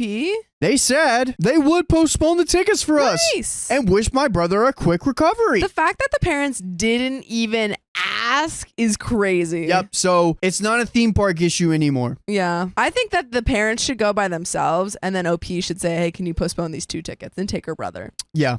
So fast forward to now. His ankle is out of the cast and he gets to do a lot of fun things again. Not running, but 2 more weeks and he can do that too. We went to the theme park yesterday and he went on all the coasters, even the ones he's been fearing for years. Aw. He talked about it the entire day yesterday. And he said he was glad he could ride the coasters for the first time, even with his big sis. Today, he was still going on about it. I'm glad to see that he had a good time. And by the way, you can continue this good time by going to your favorite freaking podcast platform, Apple, iHeartRadio app, or Spotify, searching up OK Storytime, and this good time will never stop. Never ends. I don't think it actually ever will. Woo! So do they go again? Well, I think that OP was kind of jumping in time and saying, yeah, I called them. They allowed us to postpone. And then we went in the future when he got better and had a great time. Which is just like so obviously the solution here. And I can't fathom that these parents were so focused on going the day that they said that they were going that they couldn't even like see that their child was hurting and sick. That's fun. Everyone had a blast. It's not the longest update ever, but at least it ended well. Although I never did get an apology for what my parents called me, even after I saved their tickets and their day with a cranky, disappointed child in a wheelchair. But oh well, that's my parents for you. Thanks for the help on the previous post, guys, and you're welcome. Well, there you go. Happy ending. My ex slept with my brother, and my other siblings hid it from me? Oh, just trying to keep it all in the family. My ex and I broke up earlier this year. It was tough, but mutual. She and I have known each other for a long time, and she basically became family. By the way, this comes from Deleted, and if you want to submit your own stories, go to the r/OK Storytime subreddit. So I found out recently that shortly after the breakup, she and my brother slept together. Ugh. I never foresaw this happening, and I totally reconciled with the idea that she might move on. Not only were they sleeping together, but my other 2 brothers knew, and they had kept quiet about it. Ugh, which, I mean, ow, how do you bring that up? Ugh. So I don't blame my 18-year-old brother, as he is basically just a kid, but everyone else I'm kind of appalled at. Now that I think about it, seems like even my dad knew. So I'm mad and I feel so betrayed. What do I do? Am I wrong for feeling this way? I'm not typically an angry guy at all, but I want to rip all their heads off. All of the heads. We got a little bit of an edit to kind of explain. The upstairs and the downstairs. One, if my brother knew about something happening, like if you knew this was going on, you didn't tell me, you're not my brother anymore. Not my brother. Blood or not my brother anymore. I'm brotherless, but wouldn't you, if you're one of the innocent brothers, you're like, I shouldn't be the one. You are not innocent. Why do I have to be the messenger? No, you're not innocent. Well, of course. So it's didn't like say the guy anything. doing it needs to be the one who admits it. What am I going to do? What about you, Because I'm going to go tell my brother and he's going to smack me around. You brotherless? Yeah. No brother. No Sister. brother. No siblings. Yeah, what if your sister started dating your ex? You'd be like, you dummy. That's not what's happening here. I know, I'm just saying. Okay. It'd be funny. Like, good luck. Edit. Passing some context from below, I found out a couple of hours ago from my second brother. We all live in the same city.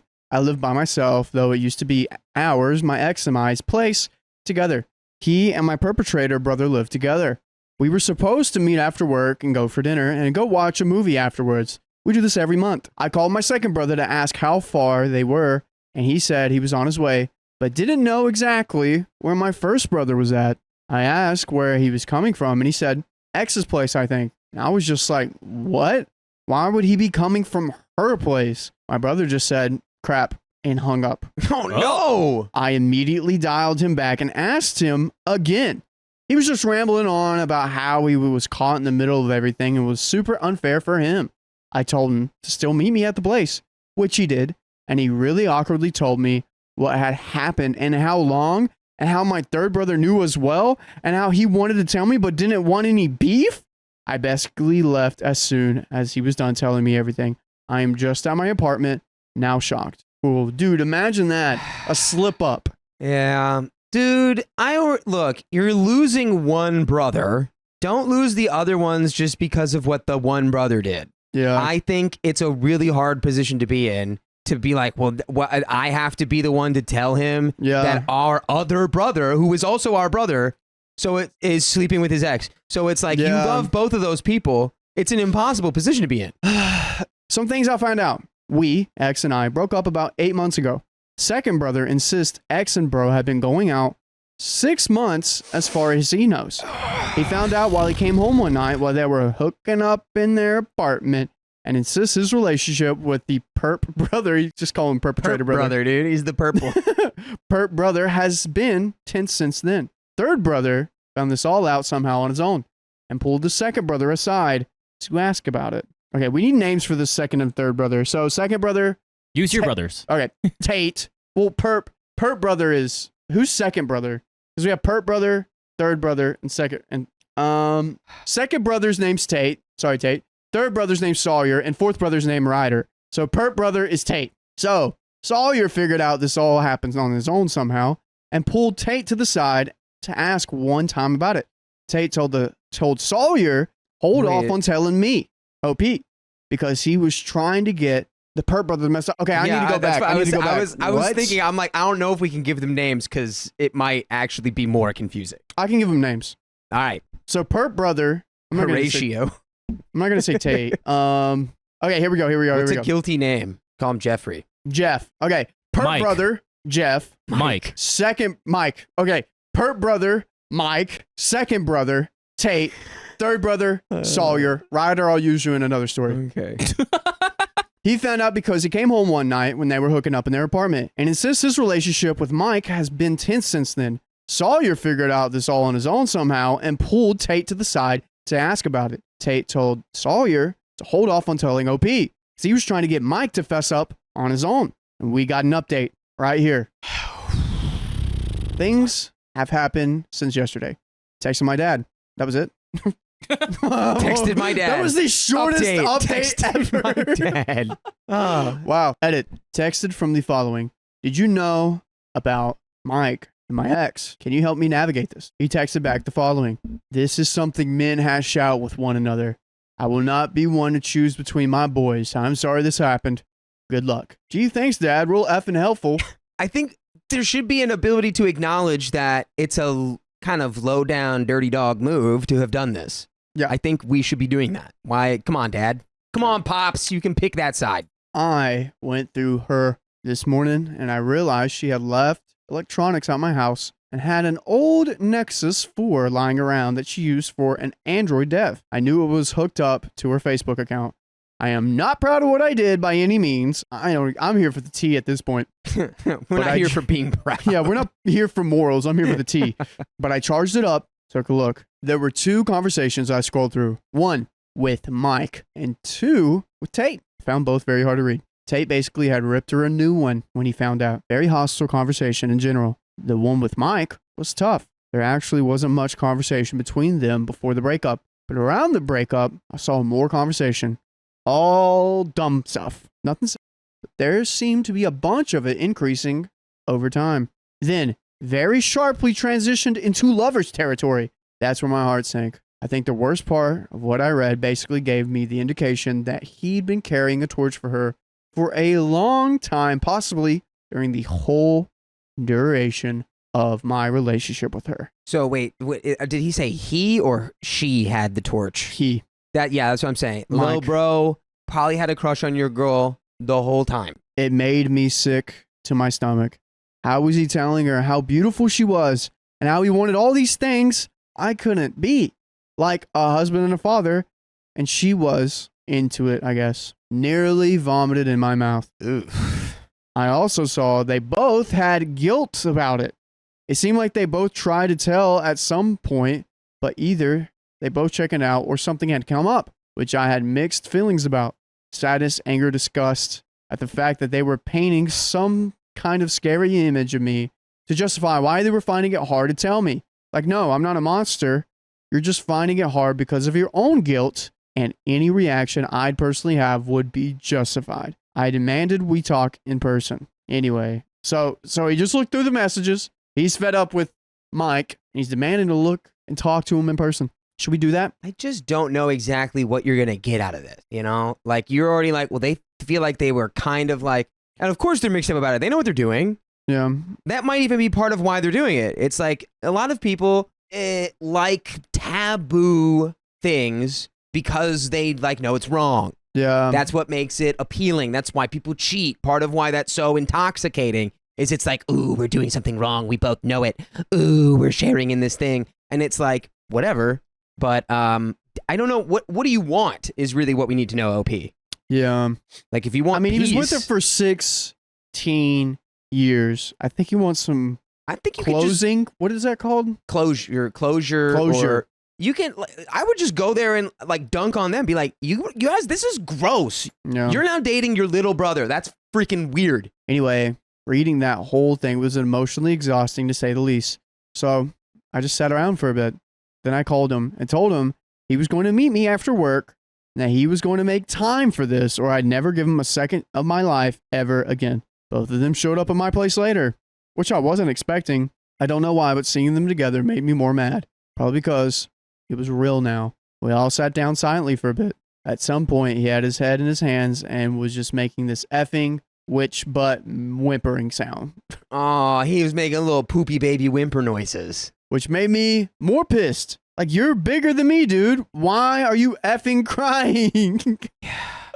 Wait, come on, man. Come on. I asked them point blank in my calmest voice how this happened and when they were planning on telling me. Honestly, the answer was pretty crappy. Kind of sounded like he took advantage of her vulnerability and she was rebounding. Like, oh, she was lonely and we bonded over our loneliness. What do I know? Then they said they'd want to keep the relationship on the down low while they figured out if it was working because they didn't want to risk all their relationships on something that might not go anywhere, which I got, but I mean, still 6 months? They had no answer for me there.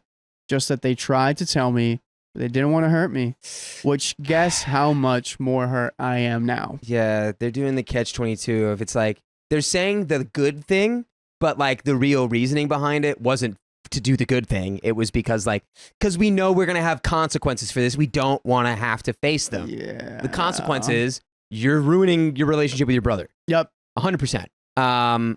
6 days is maybe the right amount of time to be like, hey, I think this was a mistake. We probably should stop doing this because it could have irreversible consequences. But 6 months, way too long. At this point, I'm wasted, drinking heavily through this because I'm trying my best to take this in stride. He's sitting there like a chum. She's crying. I'm seeing her crying, tearing up. It felt bad. I was last mad at her before the convo, probably because I liked her more than my brother. But now I'm upset at her too. I have a pounding headache, so bad I can't effing see properly. I just want them to leave. I went back to the bedroom, grabbed her phone so I can give it to her. And when I came back out of the room, I told her and asked a question I completely regret. Do you love him? Followed by, do you love me? And apparently, her answer was yes to both. What the actual F, man? I'm competing with my brother for the love of the woman I was with for half of my life while they've been effing for a hot minute? That hit me so hard. I kind of just threw her phone at her. Not hard, just like, look, I'm a piece of crap and I violated your privacy. I'm sorry I did that. Please go, do your thing, be happy, and don't feel burdened because I know now. She burst into tears. But they both left. Neither of them have messaged me since. That takes us to now. Slept the sleep of the day. And now I have a cold, feel like crap. No more closure than yesterday, but at least they admitted it to my face. Still not sure where to go from here. Probably won't go to Christmas. I need to talk to Tate about the fact that I read his conversation because I own up to my mistakes. Unlike you guys, I can tell you when I'm wrong. We got a second at it. How we feel. You know, I think you've kind of done the right move. Yeah. You know, you wanted some closure. And you got some. I don't think you're sounding like you want to go like get revenge or anything, but like, I just don't think there's anything else you can do now. You've literally told them, you're like, well, that's trash of you, but don't feel bad about it anymore because whatever. I guess you guys can do whatever you want. Because I don't know. I'm not God. I can't decree anything here, but you guys are weird for doing this. It's about all you can say. Edit 2. I want to provide some context for the breakup. Okay, here we go. Yes. A lot of people were acting like I just casually waltzed away from a 16-year-long relationship. This is not true. A couple of years ago, we decided to try for kids. Found out she was going to have some trouble. I thought, hey, no biggie. We can have modern medicine for this, right? Wrong. Trying to have kids was one of the hardest things I've ever gone through with her. We were pouring thousands of dollars into it. Money for getting her eggs frozen, money for hormones and fertility issues, money for failed IVF after failed IVF treatment, miscarriages, looking for surrogates, not to mention the scheduled baby making, spicy sleep that was stressful. I was so drained. Dang. Yeah. Whenever I feel drained, I just go to my favorite podcast platform, Apple, Spotify, iHeartRadio, and listen to OK Storytime, just like you can. Right after this story, all you got to do is search up OK Storytime on your favorite podcast platform. You'll never be so drained that you can't listen because there's over 2,000 episodes. Yep. So Episodes just like this. So they broke up because he was trying for kids. Couldn't make it happen. I don't know if you call that irreconcilable differences or not. I don't know what to call that. Irreconcilable differences. Erectile. No. Erectile. Irreconcilable. Erectile differences. Erecting severances. Erecting differences. Riley, this is a really sad thing that happened to these people. I need you to not make me laugh. But it was funny because he had to erect a lot. No. Yes. To And it didn't. Babies. Look. Erectile. The unfortunate reality of the situation, your brother and your ex are two adults who are in a consenting relationship, and it's ruined your relationship with them, and there's really nothing you can do about it. Except wake up one day and realize maybe I feel a little differently about them than I used to, but I don't know. You can't, you have to take it day by day. And you can definitely, at least you have two different brothers that you can, we'll see. Enjoy your time with. We'll see if he actually wants this or not. I don't know if he wants, well, it seems like he's more mad at Mike having his way than, the other brothers. And I like that. Sense. Please don't cut off every one of your brothers because of this one thing with your brother Mike. Give him a break. Yep. So I told her I was happy to have her and I didn't need kids, but she wanted kids so bad. And there was no point in marrying if we couldn't have kids. And that was the other thing. I didn't need to be married to her to love her. I had to walk away from her at this point because this was unaliving both of us. And it was not an easy decision to make. I tried so hard.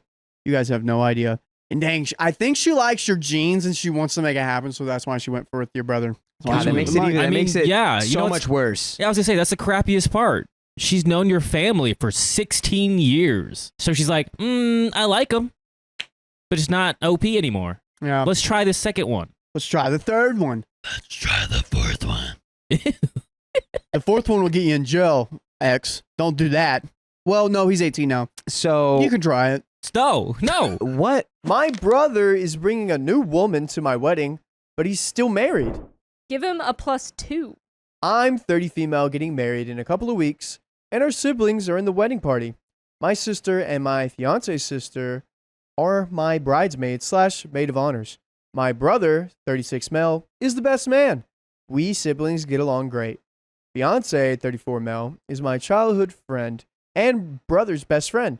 By the way, this comes from Throw Bridezilla, and if you want to submit your own stories, go to the r/OK Storytime subreddit. So, my brother's wife, sister-in-law, doesn't get along with my family, and we've had several fights. She has been very snooty with her family because she comes from a wealthier background. Honestly, my favorite kind of people. They know their worth. Snooty, wealthy people? Oh. But Okay. sorry, do that again. We'll time it right. No, Ready? it's okay. It's okay. She has been rude to my parents, said mean things to my sister's kids, wouldn't let my brother visit the family over the holidays because she didn't want to. The list is endless. She sounds terrible. My brother has always defended her and even fought with the rest of the family for her. My parents try to keep things civil for the sake of the family. It's just sad. So obviously, I didn't make a sister-in-law a bridesmaid, but she was invited as a guest. I even texted her to tell her I hope we can put our differences aside and get together as a family on my wedding day. She texted back thanking me for the invite and telling me it would be too hard for her to attend with everything that had happened and that she couldn't pretend. I thought it was typical of her, didn't give it much thought. Okay? So, Okay. anytime you don't want to go to a family event, just say there's so much that had happened. I don't think I can make it. Can't make it this time, guys. Easiest excuse out. Yesterday, my brother called me and asked if he could bring a +1 to the wedding. I asked if he meant sister-in-law, but nope. Turns out he and sister-in-law have been separated for a few months because their marriage has been on the rocks. I think there was some infidelity on his part as well because he wanted to bring his new girlfriend to my wedding. Oh. Oh. I thought maybe it was like they had divorced already. I said, heck no. I have never met this new woman and don't know how long it'll last. And he's still married to my sister-in-law and has a child with her? Bro, get your priorities straight here. I just don't think it's fair to her or my nephew to be replaced with just like that in a family gathering. My nephew won't be attending the wedding, but I'd still like to show him the pictures later. How would it make him feel? So I said no. My fiance and brother both think it's unfair because he's the best man and deserves a +1. Huh? Okay, so I feel like this is of places to bring your fairly new girlfriend that people are just finding out about. Wedding? Not one of them. not one of them, especially when you're just separated. Right. When you still have a wife that they know. You know what the biggest red flag here is? Hmm. Fiance is not on the same page. What do you OP's mean? fiance thinks it's unfair. Hmm. Your fiance? Person you're about to get married with forever? Thinks this is unfair? Oh man. That worries me. I feel like that's number one priority. Yeah. It's not brother's wedding. He doesn't, like, if he doesn't get a +1, he doesn't get a +1. Yeah. And that should be end of story. I don't know why there's like He's debate definitely about trying it. to rush it. He's like, you got to meet the family so we can get together and like you're Wanna gonna meet love the it. family at a wedding? Yeah, Yikes, dude. they're gonna love you. I swear. He claims his marriage is basically over and he's single now, but I'm standing my ground. So am I a bridezilla? We got some comments. I love comment number 1. New girlfriend is going to have to sit this one out. If you didn't know that they were separated, neither will anyone else, and that's way too much drama for a wedding. Yeah. Everybody that he walks up to and intros this new girlfriend to, they're gonna immediately go, "Where's so and so?" Or it's gonna be like a really awkward. Oh, nice. So and so to looks so meet different you. this time of day. Did You you know? dye your hair? Did you change your face? Oh my gosh. Exactly. I'm 90% sure he cheated behind sister-in-law's back and she's the affair partner. Timelines don't add up and my brother is still being evasive about it. Every requirement says, does sister-in-law know about this woman? Opie says, no idea. Haven't spoken to her since.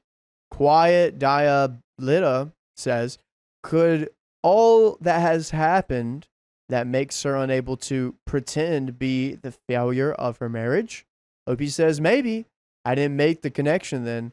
A lot of other stuff had happened before that. Our last family gathering also ended in a big fight and my parents walking out of their house in tears. She has problems with her family culture, language, etc. In an ideal world, she would have whisked my white passing brother away from his family and made him a part of her world. She hated that he wouldn't cut off his family and tried to teach his son our language. But she changed her last name to my family's last name, so I don't know if she really hates our culture that much. She's a confusing woman. I hate that woman, but that doesn't justify what my brother is doing. Oh, man. It's messy. And why does OP think the brother cheated? Thanks, but I'm not assuming out of thin air. He said a few things that made it apparent that he either cheated on sister-in-law or dumped sister-in-law so that he could start dating this new woman. Just 3 months back, sister-in-law attended a family gathering as his wife. There's no way she would have done that if they were already separated. We have an update. 3 months? Oh. 3 months? Oh. I feel like that is potentially enough time to figure it out, but I still feel like that's way too soon to come to the wedding. Yeah. Because like I saw a lot of people being like, that's going to be the drama that the wedding turns into. Oh, There's going to be of such a course. lack of like, yay, you guys are married, and it's going to be like, did you see new girlfriend? Oh, what's the brother doing with that new woman all the over there? Yeah, also that's gonna be Mommy, like why are they? that's gonna be like the main thing of the wedding now. Like it's diverting from the wedding, and that's the last thing you want to do is be Yeah. that person who's like, I'm gonna make the attention about me at this wedding. Yeah, no. In no way are you a bridezilla to not want someone that you do not know at the wedding. Oh. That will cause outward issues. Yeah. Update. Spoke to my sister. She's absolutely on my side. Parents have no idea yet. I don't know what this guy is thinking. Just show up with a new woman without telling me. We got the big, fat, juicy update. And guys, we're like 2/5 of the way through. Oh, I feel like we're gonna get the wedding. I feel like we're gonna know the aftermath, and I'm so excited. Goodness gracious. Update. Spoke to my fiance. He admitted he's finding it hard to feel bad for my sister-in-law because she has been so horrible to us, and apparently my brother has been miserable for several months. But he agreed that the cheating part was wrong. Fiance agrees that I have a right to be mad and disappointed in my brother, but obviously we're not going to cut him off for his poor choices. We never did. He's an idiot, but he's our idiot. Aww. Fiance said he saw no point in getting off on the wrong foot with the new girlfriend because what if she's nice and this relationship lasts? I told my fiance I was hoping to get to know my brother's new girl in the future if she's still around, but not like this and not right now. Brother needs to get his crap together and finalize the divorce, custody, and co-parenting arrangements first. He needs to clean up his mess before creating new ones. Fiance says he's in a difficult position because his other groomsman is also bringing a date who we've never met before. But that guy was never married, not a part of my family, and his date's presence will not create any drama. So this situation is different. Completely Agreed. different. Completely. So we've agreed that we won't invite his girlfriend to the wedding because it would be inappropriate. I told my fiance he can tell my brother that I, his sister, made this decision in my family and my nephew's best interests. I'm ready to be the bad guy. That way he can still save his relationship with his idiot of a best friend. As for me, I'll deal with my idiot of a brother later. Right now, I don't want to talk to him. Update 2 years later. Hello. It's been 2 years, and I was just reminded of my previous post. So here's an update. My wedding took place as scheduled in a beautiful, historic church. I'm not religious, but even I must say the ceremony was beautiful and emotional. My brother attended as the best man, but without his +1. Thank God. My parents got to know what was going on and wouldn't let him set foot in the church with another woman while still married. My now ex-sister-in-law or nephew didn't attend either. I was a little sad about my nephew not attending, but I sent him his thank you gift. We learned more about why my brother's marriage imploded, and it makes me more sad. Oh. It was because of religion. My parents had organized a baptism for my nephew as per Catholic tradition, and my ex-sister-in-law didn't want it because she's not Catholic. Edit for clarity, nobody told my parents at the time that ex-sister-in-law had an issue. They thought she was on board. My parents had no reason to suspect this would ever be an issue because my brother and ex-sister-in-law got married in a Catholic church, the same one I got married in. Oh. But turns out she was cool with it at the time because it was a beautiful historic church and she thought it was romantic. She had different feelings about the baptism. Not so romantic, huh? Haha. My brother mishandled the whole thing and made his baptism his hill to die on. Ultimately, it was my stupid brother's fault and failure to communicate, but our entire family got blamed for being pushy. If either of them had told his parents, they wouldn't have suggested my nephew be baptized. Added for clarity, in my culture, grandparents host and pay for the baptism party. It's a big deal. So my parents wanted to know if they needed to set money aside and start planning it. The child's parents were supposed to speak with the priest and do the religious parts. That never happened because my brother's marriage had imploded at that point. My parents are not bigoted or intolerant of other faiths. My other brother and sister-in-law are raising their kids Jewish, her mother's religion. My parents were totally cool with it because they were clear about what they wanted for their children. We know what we want for you, children, is you to listen to your favorite podcast on your favorite podcast platform. Just search up OK Storytime on Apple, Spotify, iHeartRadio, wherever you listen to it. And children, you'll be blessed with stories just like these for the rest of your lives or 65 days straight. My brother has since divorced my ex sister-in-law and married the woman he was dating at that time. Oh, so she was going to be around for a while. My new sister-in-law is actually quite nice and gets along with the family and is a good stepmom to my nephew. Okay. All right. My brother has joint custody. I hope he doesn't mess this marriage up too. She's an observant Catholic, so religion at least won't be an issue at the time. My parents have told my ex-sister-in-law she will always be a part of the family as my nephew's mother, and she is welcome home anytime. She wants to keep her distance though, and I totally understand why. That's the end of that story. It sounds like everything worked out. She didn't come to the wedding. She's nice now. Sounds like she's a little bit more involved in the family now, too. Yeah. Seems pretty chill. My brother is a freeloader, so I want to ban him from my birthday dinner. You don't get any piece of my birthday cake today. My younger brother has always been kind of a mooch. He was always my father's favorite son, and therefore was always catered to whenever he wanted something, especially money, with no consequences. I, on the other hand, was usually told no, or in the best of circumstances, told that there would be consequences. By the way, this comes from Chaos Break 75. And if you want to submit your own stories, go to the r/OK Storytime subreddit. I'm Carly. And I'm Angie. And I'm Sophia. And we're here to give good advice goofily, but we don't have all the answers. We only know what we would do. So let us know what you would do in the comments. And OP says, for over a decade, he had my parents paying his expensive rent and utilities while at the same time flaunting expensive foods he was purchasing whenever they'd send him money. Now he's married to a woman who has 3 kids from a previous marriage. She is nice, definitely nicer than my brother deserves, and her 2 youngest kids are nice as well. One is in college and lives on campus, one is in high school. Her oldest is kind of clueless, and I'm not too fond of her. She doesn't live with them. But even though he now has a spouse who works 2 jobs, he still constantly mooches off my mother. Always asking for money, always getting it, regardless of whether my mother can actually afford to do so or not. The stress of one loan even put her in the hospital for a week. Oh my gosh. Yikes. Yikes. The one thing that always gets under my skin is how whenever there is the possibility of getting a free meal out of my mother, their entire family shows up.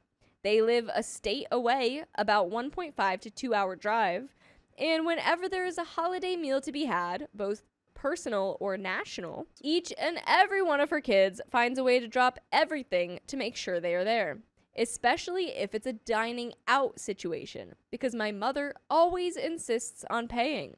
My brother takes over the ordering of the meals and makes sure there is more than needed so that they can have leftovers to bring back home with them.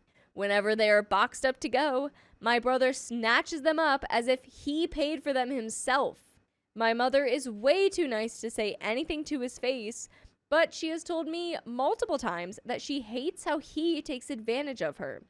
The latest event was during my sister-in-law's birthday earlier this month. My mother offered to take her and my brother out for a nice dinner, but sure enough, all 3 kids showed up with them, and the oldest thought it would be okay to bring her new boyfriend as well. Oh my god. I was not there due to work, so I didn't see this go down. If I was, I would have snapped on them. But like I said, my mother is too nice. Of course, too much food was ordered, the check was very expensive, and all the leftovers were snatched up before anyone could do anything about it. Ugh. My mother was beyond PO'd and told me after the fact that the next time she invites specific people over for a meal, those are the people that had better show up. or at least the only ones that you're going to pay for. Yeah, right? It's like Yeah. inviting, if you got an invite, then you got Yeah. my money. Then I will pay for your meal. Yeah. Otherwise, if anyone else does, everyone will be turned away, family or not. Honestly, I feel the same way. I have told my brother many times that my mother is not made of money and that he can't keep telling her it'll just be me and my wife that will drop by, and then 3 extra people that she didn't budget for show up unannounced. My brother always waves me off, kind of like how my father used to, and tells me it's not a big deal. I'm at the point where I don't want them around regardless of the holidays. The main reason I'm writing this here is because my birthday was this past weekend, and it was a milestone. Happy a birthday. big one. Happy birthday. Happy birthday. I hope it was happy. Do we think it's going to be? No, No. I'm scared. Ah. Of course, my mother wanted to go out to dinner to celebrate. I felt that after the sister-in-law's birthday situation, I didn't want any of my brother's family there at all. I'm content with it just being me and my mother. But knowing her, she will tell him the when and where, and then every single one of them, their significant others, and their dogs will show up expecting to get fed for free. Would I be the a-hole for not inviting my brother's family to my milestone birthday dinner? I don't think so. After all of that, I really don't think so. I feel like it's perfectly reasonable to be like, I just want a birthday dinner with my mom. Yeah, honestly. But we have some comments. Commenter 1, I'm very bewildered. She's an adult woman and she's not able to say no, but she goes and complains to her other child who tries to fix the situation that her mother puts herself in. Not the a-hole, but goodness, your mom needs to take personal responsibility. Opie says, I agree that she definitely needs to speak up for herself, but like I said, she is too nice. I've gotten on her about this issue multiple times, but as I live about an hour from her and aren't there for most of these incidents, I hear about them after the fact. By not inviting them to my dinner, I'm hoping it will be a big signal that things need to change, not only for her, but for him as well. Someone replies, your mother will not talk to your brother directly, but she complains about him behind his back. You and I have different definitions of nice. Someone replies, if your mom wants to keep bringing a problem to your table, but not actually want to work towards a solution, then you are not a support. You're simply a venting board. That's very one-sided emotional dumping. She needs to be told to either open her dang mouth and stand up for herself, maybe even with you by her side for support, or stop trauma dumping her feelings on you. Not the a-hole, but she won't start setting boundaries with your brother until you start setting boundaries with her as a support system. Good luck. Comment 2. Every time she goes to mention him, stop her. Tell her it bothers you how she lets him take advantage of her, and as you have no choice in the matter, you're no longer willing to hear about it. If she persists, get off the phone or take your leave if it's in person. Also, if you still want to have a birthday dinner with her without him and his family forcing their way in, insist you pick her up and bring her to the restaurant, and don't tell her where beforehand. It's sad to have to go there, but you can still find a way to have a relationship with her without enabling her to enable him and keep your own boundaries. That's a really smart idea. It's honestly pretty smart. Pretty Yeah. smart. You do some scheming over here. Yes. She makes the plans, you show up, she go, Mom, we're not doing any of that. Right. Get in the car. Yeah. She's Put the at the blindfold restaurant on. texting them, and she's like, we're actually over here now. Come over Right, I here." know. I was kind of thinking about that. Like, you'd have to have everyone. Like, I feel like they would just start calling people, and you'd have to have everyone like mute them, Yeah. mute their phones. So it's just like, no, just keep I'd be them like, away. Hey, Mom, get in the car. Give Yeah. me your phone. Yeah. Okay, And so we're not feel- following any of the plans. We're not doing any of that, and you're totally safe right now. Don't worry. Don't even worry about it, Don't Mom. worry. I've got you. Comment 3. Until Mom figures out her extreme people-pleasing and favoritism, put her on an information diet. Don't tell her where you want to go. She will tell them, hoping that they magically act right and fulfill her desire for him to suddenly stop pulling this crap. He will not. He will do it again because he's done it for decades. They're about 2 hours away, so just tell Mom that you're coming over sometime on the weekend and you can go from there. Then just show up. The first thing she's going to do is compulsively tell him you're there, and try to stall you so they can make it. Don't give in. Tell her that you go right now or you'll have to show up another day. Then have her silence her phone for 2 hours so she can actually pay attention to you on your Bday instead of making it about him. Update 1 month later. Do we think she's going to go with all of these plans? These are great plans, Yeah. but I don't know. know. I feel like it's not going to go that I feel easily. like she's going to find some way around it somehow. But yeah, or she's just going to get mad. Like, I feel like the mom Right. is just going to be so mad at OP for But do you trying think that she'll ruin the birthday dinner over it still? The mom? Yeah. I don't know. Like, I feel like the mom wouldn't want to ruin the birthday dinner, but she probably also wouldn't think that that would ruin the birthday dinner, Right, you know? exactly. So, maybe. I don't know. Update 1 month later. It's been a while since I posted the original, so I thought I'd leave an update as to what happened when my birthday dinner actually took place. So my mother wanted to take me out to dinner for my birthday, and I laid out some ground rules before we invited everyone. I told her that the only people I wanted to attend were me, her, my brother, and his wife. No one else. So an update, we got more people then. Okay. I also told her that if they tried to push to have their kids attend, the only people that would be attending the dinner would be me and my mother. I wanted my mother to finally put her foot down about this issue, since she's the one who is always getting screwed by my brother, to straight up tell him that his behavior in the past was no longer going to be tolerated.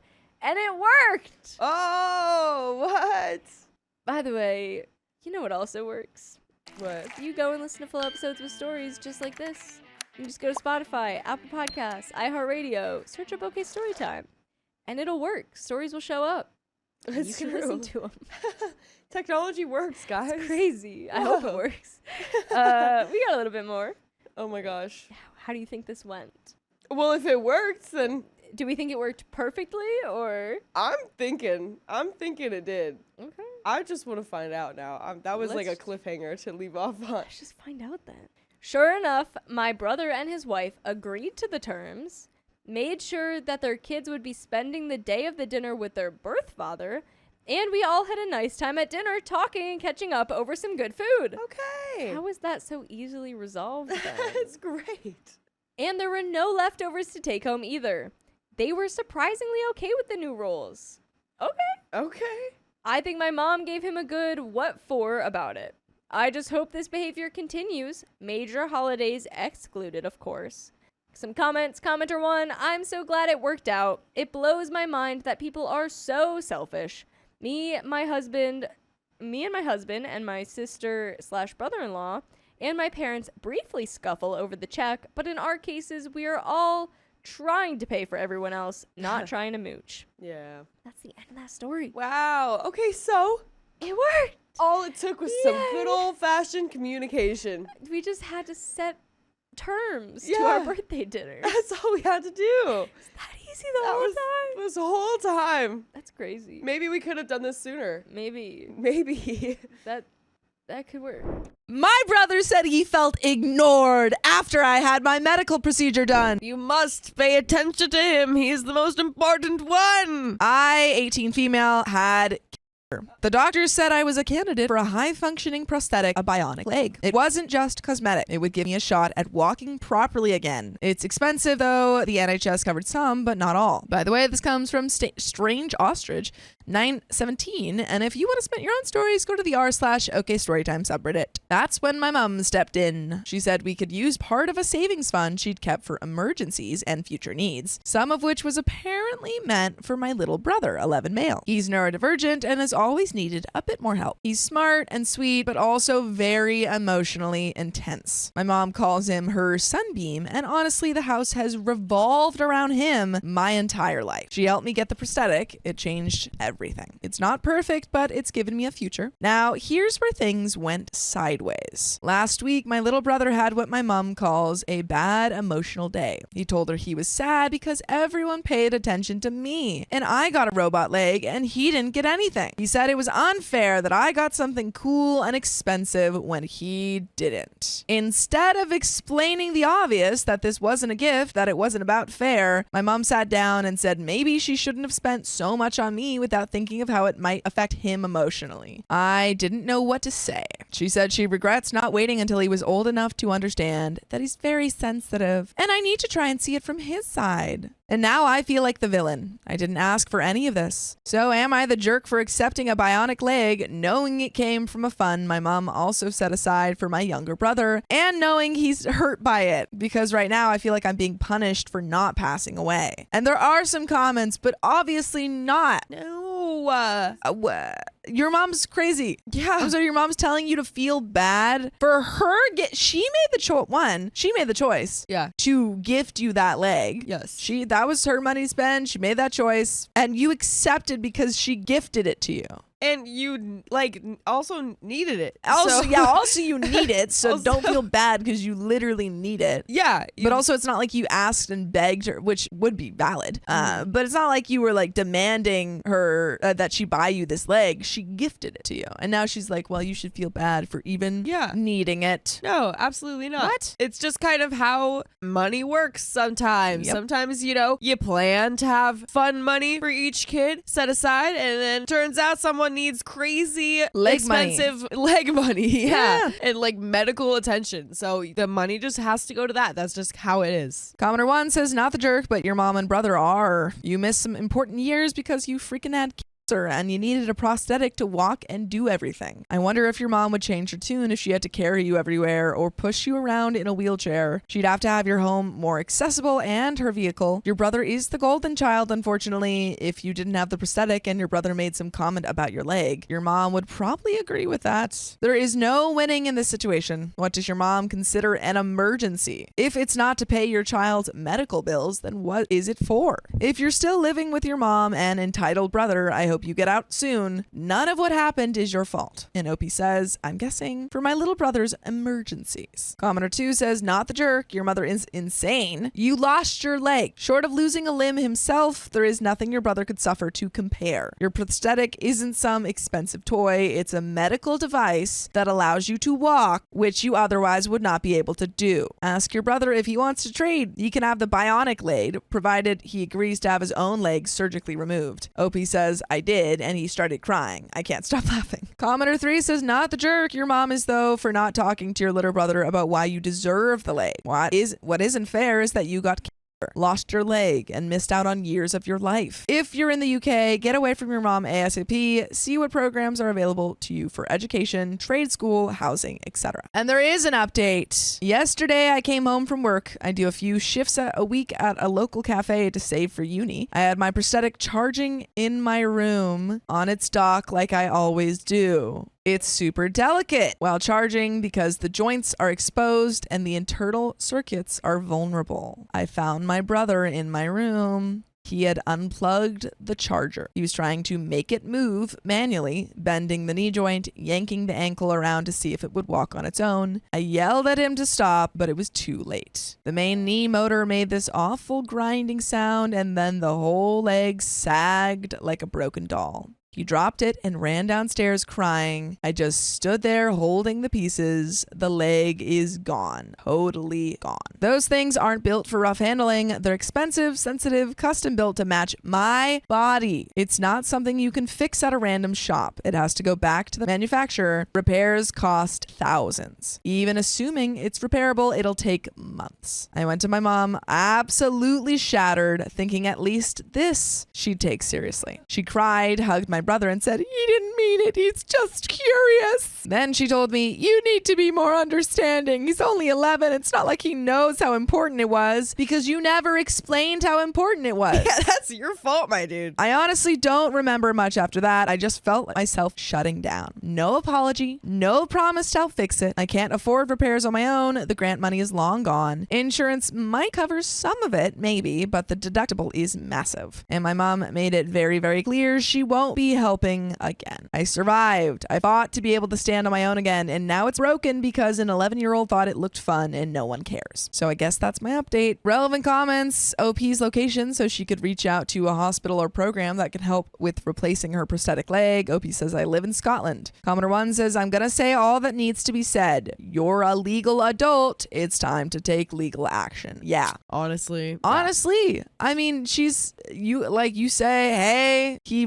destroyed my leg, Yeah. and my mom won't help. How am I gonna do anything? Yeah. Commenter 2 says, tell every dang adult you know, all of them, each and every relative, every parent of a friend, and get a lawyer. This is a very open and shut case. Your parents should have housing and renter's insurance that will cover the replacement cost. I am assuming you're on some sort of insurance plan. You mentioned that. Call them and sick them on your parents. It might be more insured than you think, but you need courts for this. This isn't my little brother knocked over the Lego Death Star I spent 2 months putting together. This is more along the lines of my brother stole my car and wrecked it. It's major, and legally your parents are liable. Tell every dang adult out there what happened. There's very non-zero chance that your parents will get read the riot act and shamed into actually parenting, and an equally non-zero chance you'll end up moving in with an aunt or uncle or friend until you're able to go to college. This is not small. It is not minor. The law is on your side. I pay taxes to support a judicial system. Please use it. Report the theft and vandalism to the police immediately. Commenter 3 says, legally she's required to pay because her child broke it, even though she's your mom. That's destruction of property. It was put up in a safe place. Unfortunately, getting her to pay will be very hard. I don't know if it would make it worse, but if you were to somehow make a post public asking if anybody had any ideas and or help, not necessarily put them in a bad negative light, but bring light to the situation. Maybe the actions on your mother will be for her to correct the way he acts, but unfortunately, I don't see it happening. And there is an update. Oh gosh. But before we get into that, Cheryl Emerson says Opie should be telling everyone what happened. Her brother destroyed her expensive leg. Mom does not understand the seriousness of the situation, and so on. Yeah. Wrestling Mama says the mom isn't going to be able to save him when he does this to someone else. Yeah, I mean, like, that's why you parent your children. Exactly. Do you have Exactly. any thoughts before we jump into this update? Yeah, I mean, just agreeing with them, it's like, yeah, like maybe if other people hear about it and then they blow up at the mom, then maybe she'll finally start to realize, like, Yeah. oh yeah, maybe this is something that I can do something about. Or maybe OP can like send her research about like having kids with neurodivergency. you Yeah. know? Just be like, hey, you absolutely can talk to them about difficult things. You can't just like, baby them their entire life, because Yeah. 11 is getting older. It You know, is, yeah. getting older. Gotta. It's doing your child a disservice if you do not prepare them for life. Obviously, there are kids who are neurodivergent who will never be able to live alone. Sure. But you're definitely not, helping him here. There's going to be no chance for him to have his own life if you keep parenting him like this. Yeah. Update 2. After my brother broke my prosthetic and my mom basically blamed me for it, something inside me cracked. It wasn't anger, not really. It was this cold, heavy finality, like realizing a door had closed, and no matter how much I knocked, nobody was going to open it. I stayed in the house a few more days. It was unbearable. Every time I saw my mom and brother, it was like nothing had happened. Like my life hadn't just been shattered again. No offer to fix the leg, no plan to replace it, just silence, awkward family dinners, my brother bragging about how he'd figured out how the robot leg worked like it was some science project. So I made a decision. I called my dad. He and my mom are divorced. I've always been closer to him, but didn't want to burden him before. I told him everything. He was furious. He showed up the next morning with his truck and said, "Pack what you need, you're coming with me." It wasn't a dramatic screaming match. I didn't even cry. I packed a duffel bag, grabbed my schoolwork, my clothes, what was left of my passed away prosthetic. I left behind photos, decorations, anything that felt too tangled up with who I used to be before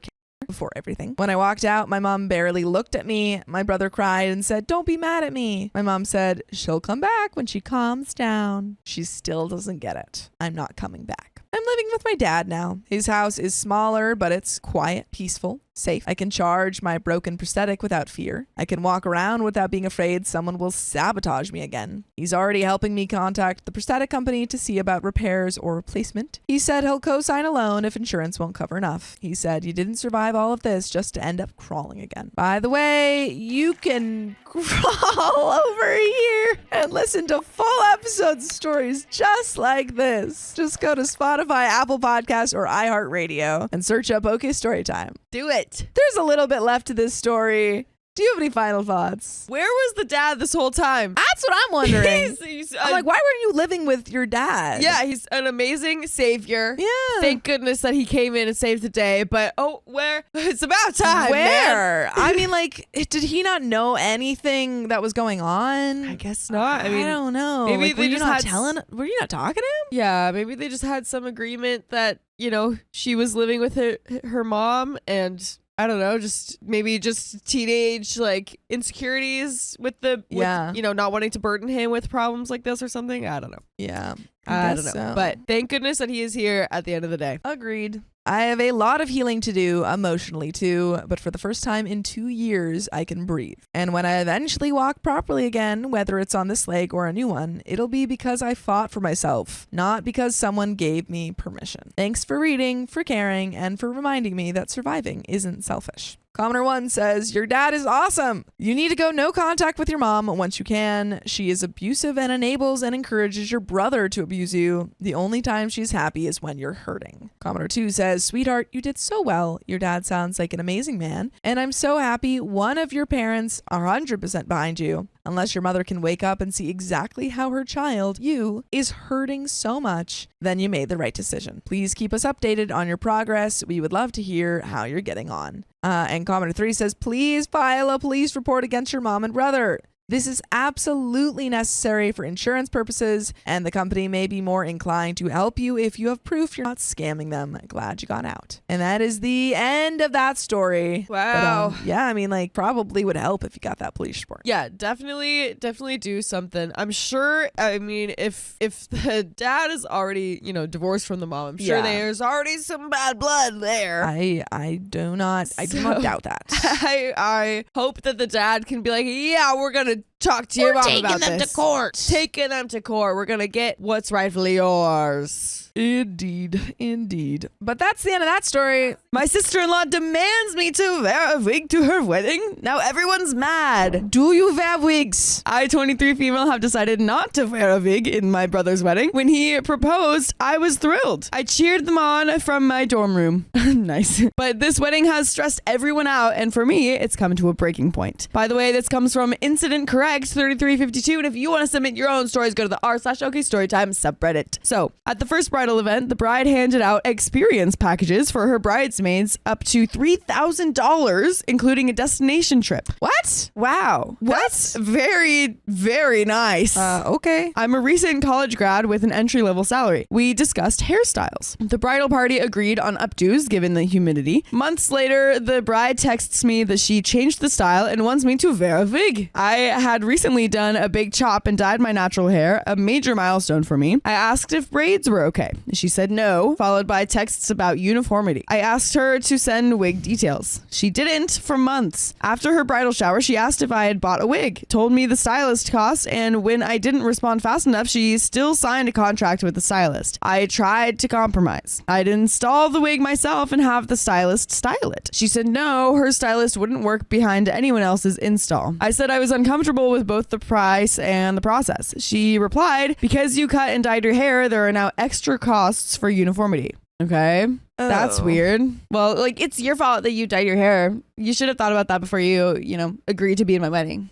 I just don't understand the uniformity stuff with weddings. Like, why get other people to be in your wedding if you want perfect uniformity? Like, I don't just understand have no one it. in your wedding. I don't understand it with hair color. Yeah, because a lot of people have different hair colors. Even if anyway. you don't dye it. Yeah, like I mean, I don't know. I can understand it being like not ideal if you have like I don't know, like a olive green dress and then like someone has like bright orange hair or something like that. Like maybe you would think it's a little funky, but I feel like it's still not your place to like ask them or expect them and demand them to wear a wig and get it styled professionally.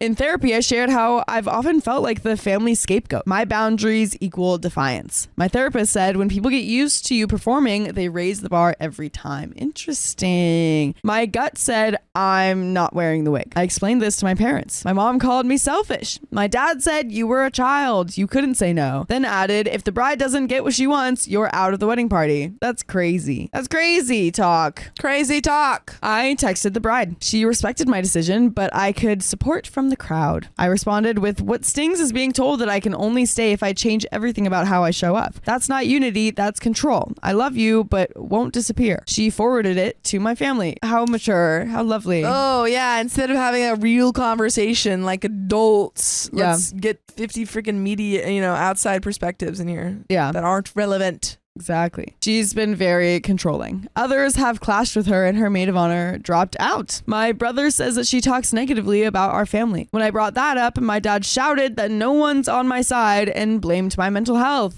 Great. I love this. Everything's so fun and cool. I was told that I shouldn't attend the wedding at all. My brother said that he didn't care if I was in the wedding party, which lifted some guilt. I told him that I'll still show up as myself. And insert edit. The bride finally sent a message saying that I was condescending. My choice was last minute. She's the center of this new chapter, and the Bible says that the wife comes first, and I punted myself out. I feel like obviously you can have different decisions on the wife comes first, but when it's not your wife, Yeah. I feel like that's not what it's talking everyone about. knows that when it's my wedding, Yeah. I come first for literally everyone. Everyone's personal lives. Everyone's personalized. I should be first. Yeah, which means that you get choice of their autonomy. Yeah. Wrong.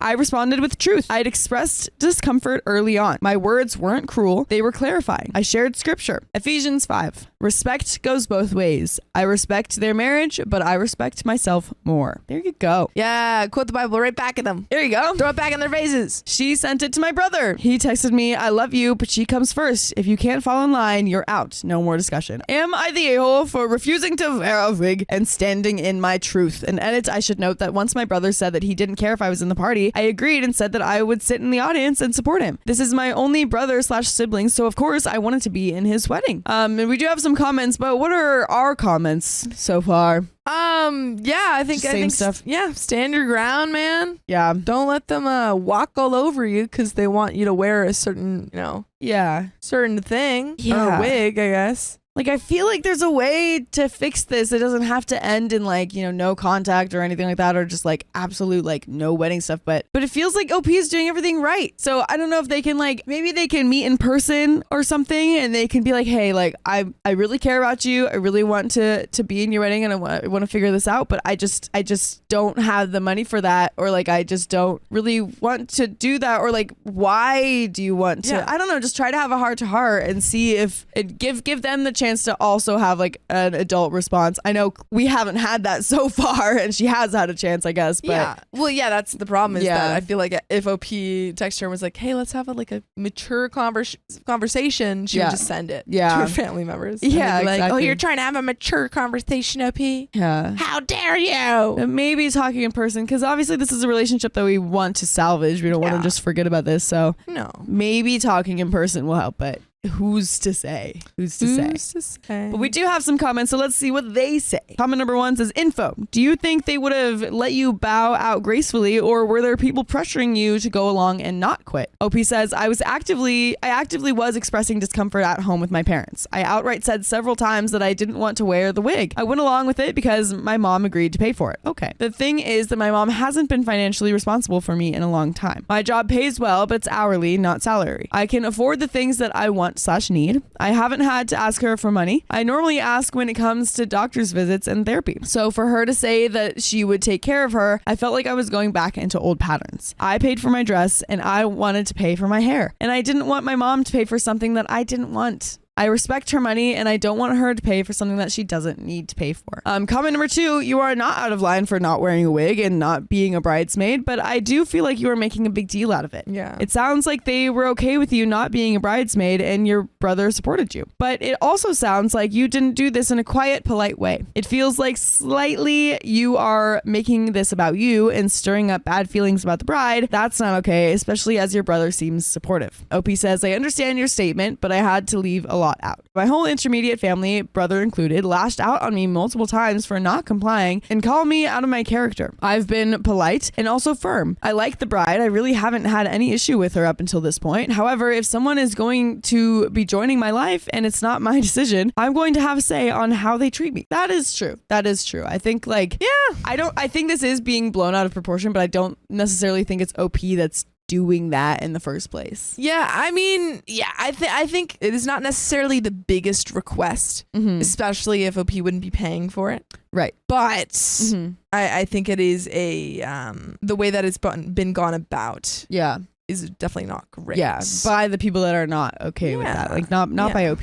Comment number 3 says, not the a-hole. Bridesmaids aren't your personal ornaments to your wedding. They should be there because they are important people in your life and not because they are the best decoration for your photos. It's no surprise other bridesmaids are dropping. Personally, I would have not agreed to a wig at all. So the fact that you've already tried to compromise on this is above and beyond what I think should be expected anyway. Comment number 4 says, you all seem to be Christians, so ask yourself this. Would Christ insist someone wear a wig to his wedding for uniformity? Or would he just be happy to be surrounded by family and friends coming together in love? What she's demanding of you is a height of bad manners, and I am sad to see your family bowing to her unreasonable behavior. You are absolutely not in the wrong, my dear, and there is an update. Should we just roll right into it? Yeah, let's do it. Hi, everyone. First, I want to thank you all for your comments, insights, and support. This has been such a wild and isolating experience, and it's helped me more than you know. I'm currently in a different state from my family, but we'll be returning tomorrow. I got my hair done yesterday. Sew-in at a salon I have history with. It was a last-minute appointment, so the color turned out a bit louder than expected, but it's cute and professionally styled. Recently, the bride mentioned that colored hair was acceptable as long as it was in a ponytail. What? Make up your mind, girl. What does that even mean? So I did just that. It fits me, and I was glad that I invested in the style. Along with photos of my hair, I sent a message to my family and the bride. It was sincere and calm. I expressed that I wasn't trying to make this wedding about me, that being given an ultimatum over my own body felt frightening, and that I've never had an issue with the bride personally. But she doesn't get to control what goes on my head, especially if she isn't open to compromises or helping financially. My brother replied, you have eliminated your chance for recourse with how you have acted with everything. You're out. That's final. What? Wait, I thought we fixed it. I replied, okay. I've been focused on taking care of my mental health and processing things in a way that's healthy for me. But when I called my mom tonight and asked about the wedding, she said the same things I've been hearing, that I'm being dramatic, trying to mess up the day, and that I'll make a big scene. She and my dad seem to be trying to stand up to me now, likely because they know how it might look if I'm not in the wedding. But it doesn't feel like it's coming from a genuineness. It feels performative. Some commenters asked if I had a relationship with the bride. I believe I've tried.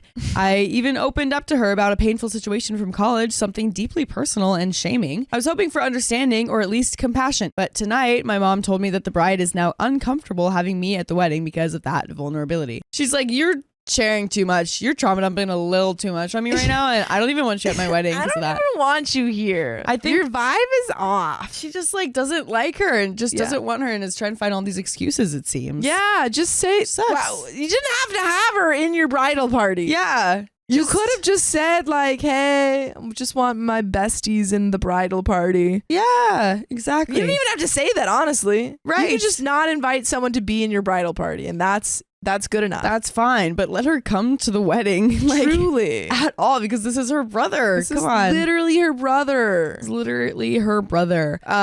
You know where you should be? You should be on Spotify, Apple Podcasts, iHeartRadio, whatever your favorite podcast app is, because we've got more full episodes of stories just like this one. You just gotta search OK Storytime, and we'll be there. Search it out, man. We'll be there for you. But there's a little bit more to the story. But yeah, I feel like they gotta chill out a little bit. Chillax. Like, I feel like there's got to be some bigger reason that all of these issues are coming up. Some higher power. We need to stop talking over text because it feels like everyone is reading her like things totally wrong because she's being like firm with things. Yes. But I'm assuming like she's saying that she's saying it in a polite way. But obviously over text you can really interpret need to add that. some LOLs and some winky faces in your text. Yeah, some emojis and stuff. But there is a little bit more. Some people have said that my message to her when she punted me out made it seem like I dragged this out. Maybe I did, but for me, marriage is deeply sacred. My parents have been married for almost 40 years, grandparents close to 70 years, and that legacy means something to me. I want to be married someday too, not just to have a wedding, but to build something real, lasting, lasting and rooted in love. That's why I've given so many chances. That's why I've tried so hard to show up even when I felt pushed aside, because I cherish my family and I wanted to believe that they cherished me too. And that is the end Don't of we that all want to story. believe that? We do want to believe that. I want to believe that for OP, but it feels like it's just not happening. Just ain't happening, folks. But that is the end of that story. I told my parents I'm moving out if they don't do something about my brother. How funny would this be if this is just Cain and Abel? I, 25 male, live with my parents in a very expensive city. We stay in a 3-bedroom high-rise. My mom recently decided she wanted to move to the city because she was tired of living in the country. I agreed to move with them because this city has many software engineering jobs. I was able to get a high-paying job and make 6 figures. My mom and dad are school teachers, and their combined income is just under what I make. By the way, this comes from Plastic Assistant 21, and if you want to submit your own stories, go to the r/OKStorytime subreddit. So, my brother James and his wife Mary had originally stayed in our old state, but once she found out she was pregnant, my mom and dad invited them to move into our house. I work from home sometimes and pay 75% of the bills and mortgage, so the spare bedroom was my office. My brother and his wife showed up at my house, which I didn't know about, and demanded my room. My room has a walk-in closet and bathroom. I told them to take the office because it has an air mattress for guests. My parents told me to let them have my room. I reminded them how I pay most of the bills and I'll move out if they have my room. My mom yelled at me and told me I was a knucklehead, but my dad just told them to go to the spare room. I went to the office the next day but forgot my laptop, so during lunch, I came home and found my sister-in-law taking my stuff out of my room. Everyone else had left for work. I yelled at her and asked what the heck she was doing. She screamed back that my mom said to do this. I grabbed all her stuff that she moved, which wasn't a lot, and threw it on the floor and told I will punt her and my brother out if her stuff is in my room when I get back from work. My brother and mom blew up my phone while I was at work. My dad started a group chat and said that there will be a family meeting when everyone gets home. I stopped at the store to grab a knob with a lock for my door. My parents, sister-in-law, and brother were sitting on the couch when I got home. My brother tried to get in my face, but I'm taller and bigger than he is, so I just put my hand in his face and shoved him out of my way. He literally just said, "But my body is huge." Wait, I love that. My brother tried to play me, but my body is huge. The brother's like this, like, blah, blah, blah, blah, and Opie just goes, pfft. I knew this infuriated him because he's older than me. My dad told me that I should have let them have the room. My sister-in-law smiled at me. I told them that I pay most of the bills and they are living under my roof because my name is on the mortgage. And if they want the bigger room, they could either pay me rent or the 4 of them can move out. My dad tried to bargain with me, but I told him that I'm not talking about this anymore, and if I hear about it again, I will have everyone evicted. My sister-in-law started crying, and I went to my room. My dad is treating me okay, but everyone else is giving me the silent treatment. I thought everything was okay, but the next night I came home from dinner. My mom made everyone but me a plate. She said until I give up my room and be a good son, she would not cook me dinner. My dad agreed with her. I pay for all the groceries. I went into my room and printed eviction notices for my mom and dad. Wow. My brother and sister-in-law haven't been there long enough to be considered squatters. I told my brother and sister-in-law they had an hour to pack and get out, or I'll call the police. I told my parents they have 30 days or I'll take legal action. All our extended families stay in different states and they don't have the money to support 4 people in the city. My mom begged and tried giving me her plate, but I said it wasn't about the food. My parents put my brother and sister-in-law in a hotel room for the night, and my mom tried to apologize, but I ignored her and went to my room. I'm writing this right now to see what I should do because I'm honestly confused. Am I the a-hole? And there is an update, folks, but what say you? This is what you do immediately. You pull the power play. You go, I'm moving out. Well, no, This isn't gonna work. He kicked them all out because he owns it. He's already done that. Well, could they own it without you? I think instead No. this is where that's where if you did that, if you kicked everyone out and now they're all giving you the silent Yeah. treatment and the stink eye, that's where you went wrong. You shouldn't have kicked them out. You should have gone, you keep it.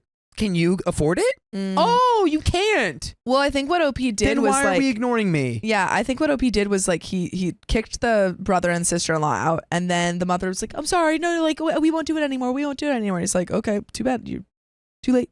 I do think it was very quick, and it seems like none of the conversations that they had were reasonable.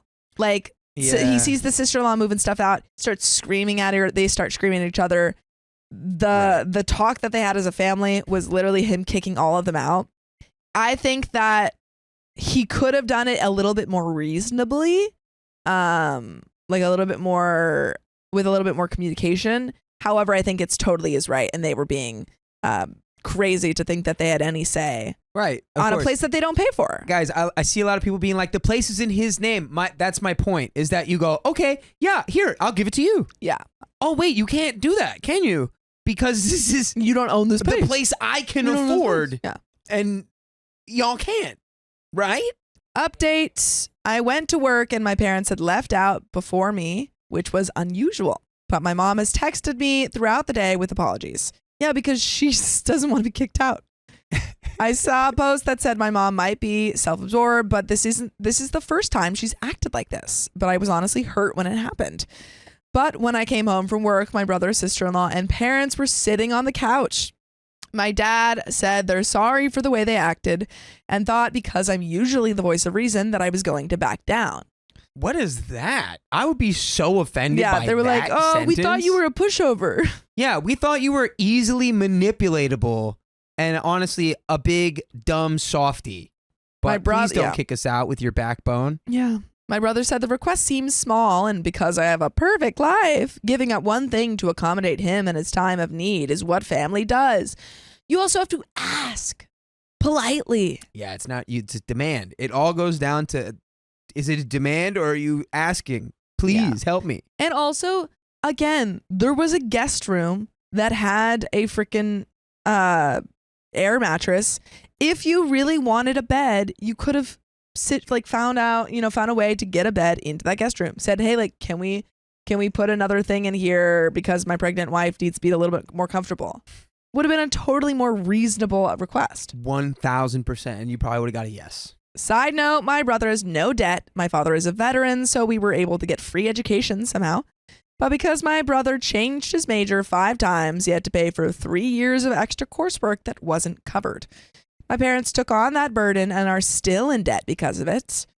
They also didn't sell or rent out the old house because my brother convinced him that he would like to start a family there someday. So they have some debt because of it. But my brother is not in need of anything. My brother also told me that because it's our parents' condo, they should have a final say. So I explained to him that it's my condo and my name is on the mortgage. So they actually get no say in what goes around here. He was confused. He said I couldn't possibly afford this place on my salary. He said a person making $50,000 a year could not live this lifestyle.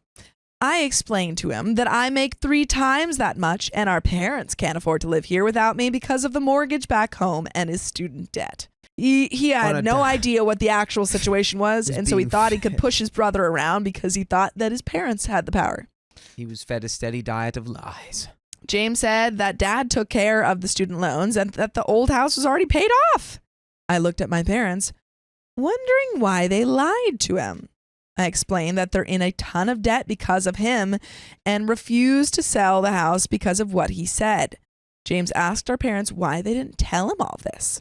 My mom burst out into tears, telling James they knew he was jealous of me since I was in high school. Mom knew that me playing varsity football my freshman year of high school when he rode the bench as a senior is what started his dislike. And me playing college level at a Big Ten school didn't help. We also graduated the same year. So James told Mom that it wasn't fair that I got to do all those things. Mom and Dad began babying him in order to compensate for this so he wouldn't hate me, and the family could continue to be around each other without animosity. That's crazy that it Wow. wasn't the actual, siblings, but it was the parents that were like, uh-oh, he's peaking in high school. Yeah. We got to make sure we help him out now. Yeah, we have to baby him His because little- he's not as good. His little brother is so much better than him in every way. James just walked out the door without speaking another word. My sister-in-law apologized and said she didn't know it was my house. Girl. I mean, again, it's like, yeah, that makes sense because if they're getting all their information from the Yeah. parents and the parents are like, this is our house, now that informs how, because it's so insane for them to have been taking that stuff out of his room. But I think even if it wasn't his house, I think it would be pretty disrespectful to just start moving. Like, imagine, yeah, you know, it's not the right way to go about it. You know, like imagine your landlord just starts moving stuff out of your room and it's like, well, I own it. And you're like, Imagine taking all the stuff Yeah. out of Riley's room and when he's like, what's going on? yeah. You go, well, I talked to your mom. She said I could. She said I could do it. And he's like, I live here. Yeah. I asked her, why would that change anything? She ignored my question and went to the guest room because she realizes that she's being unreasonable and was like, oh, maybe I can, like, if I figure out a way to put the blame on the parents, then he'll let us stay here. That's what they're trying to do. My dad tried to explain that they felt like they failed my brother. I asked, was it just because of the football thing? He said it was because James wasn't given the same opportunities as me. I explained how James skipped school to drink and smoke and join a gang. I asked, do you think we should have gotten the same opportunities? My dad said it was hard to explain. I told him what's easy to explain is the eviction notice, and he has 30 days. Dang. So I left my friend's house, and that's where I'm at now.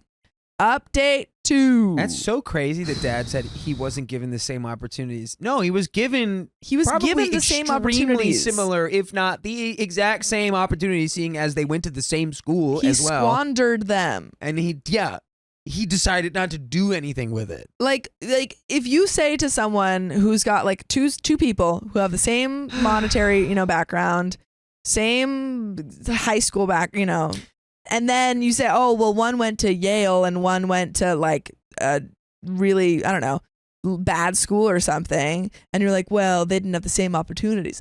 They did. They didn't take the same opportunities. My brother invited me out to have some drinks. I was hesitant to go at first, but I realized that it wouldn't hurt. When I saw him, he looked horrible, and I hated seeing him like that. The first thing he told me was that he was sorry, and it seemed genuine. He then told me he was never jealous of me and was proud of all my accomplishments. He then dropped a huge bomb. During his senior year of high school, he had come home early and found mom was home, and so was our uncle's car. Wait! No way! Stop! Stop! No! Stop! There's no way that's where this has been going this whole time. It's so funny. We've been barreling down the road to Uncle Grandpa this whole time. Oh my goodness! Wait, but like it's huge ICU, insane that this is the tactic that he's using to get back into OP's good graces. At the front door, he heard moans and decided to peek through the window and saw our mom and uncle on the couch cheating on both of their spouses. He took a video as evidence, ready to show dad. Ew, gross. No, you didn't. Now this is a lie because no one would do that. Ew. But he didn't want to break up our family. He's lying. You're the psychopath if you recorded that secretly. Ew. You're And then you crazy. didn't tell anyone? Yeah, you're actually psychotic if you did that. Instead of talking to anyone and getting help, he got into substances to help him cope. Oh, now I feel bad. Ouch. If it's a lie, I hope it's a lie though. Please. But he explained that one day mom yelled at him while he was wasted in the middle of the day. So he just showed her the video. He explained how her face got pale and she broke down crying. Oh my God. She promised she had broken it off when her aunt had gotten pregnant a few months after the incident had occurred. She pleaded with him not to tell dad. He said he wasn't going to, but that she better do everything to make it up to dad. Mom started the jealous thing to hide her affair, even though she knew she was the reason for the substances and booze. Oh, so she went to the dad and she was like, yeah, our son's jealous and that's why he's doing so bad in school because he's jealous and we have to baby him. This is so complicated. This is so complicated. Yeah. He hadn't realized that she's been overcompensating, afraid that he was going to tell dad. Oh, wait, this does actually make sense. Why she was like, no, we have to let your brother and his wife stay in our house. Right. We have to do whatever they want. That makes Because so much sense. he's been 'cause she's blackmailing afraid. his mom. You both suck. Don't blackmail your own mom. I don't- Just let everyone know when you find that out. I don't think he was blackmailing her. in a really outright tones, I think she thought he would I think she thought he would tell her. He was for sure leveraging this while he was in the midst of his substance issues. 100%. Yeah, that makes sense. Dude, actually. there's no universe in which I don't immediately go to my dad when I find my mom banging my uncle. After therapy and rehab, he had been concentrating on himself and failed to see how I was being treated. He also thought it was unfair that I didn't have to live with that heavy burden and thought mom always babied me when it was really the other way around.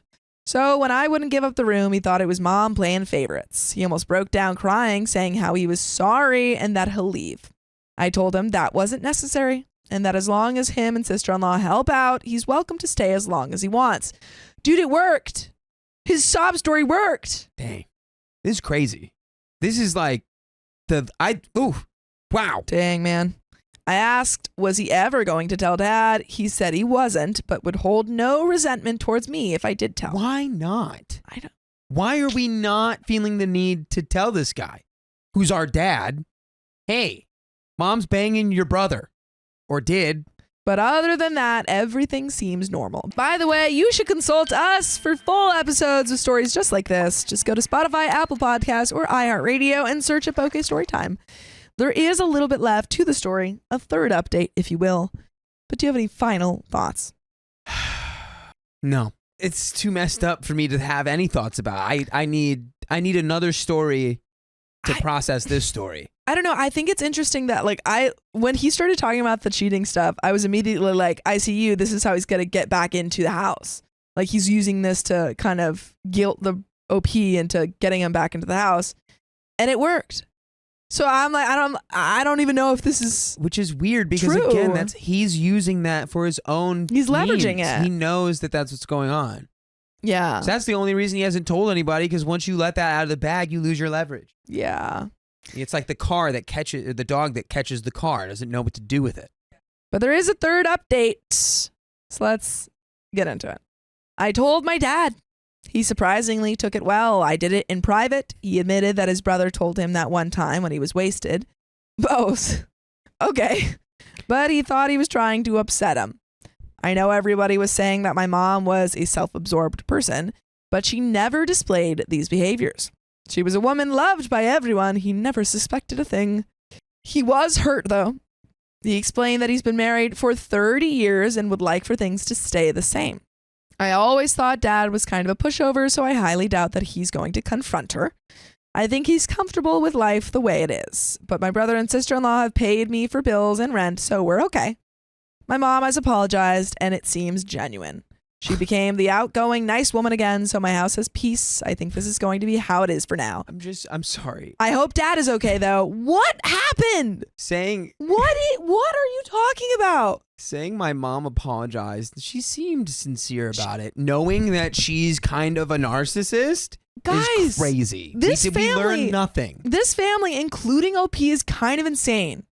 They literally, had a blow-up fight that involved everyone being kicked out of the house within 2 days. And then we found out all of this information that had been kept secret for years and years.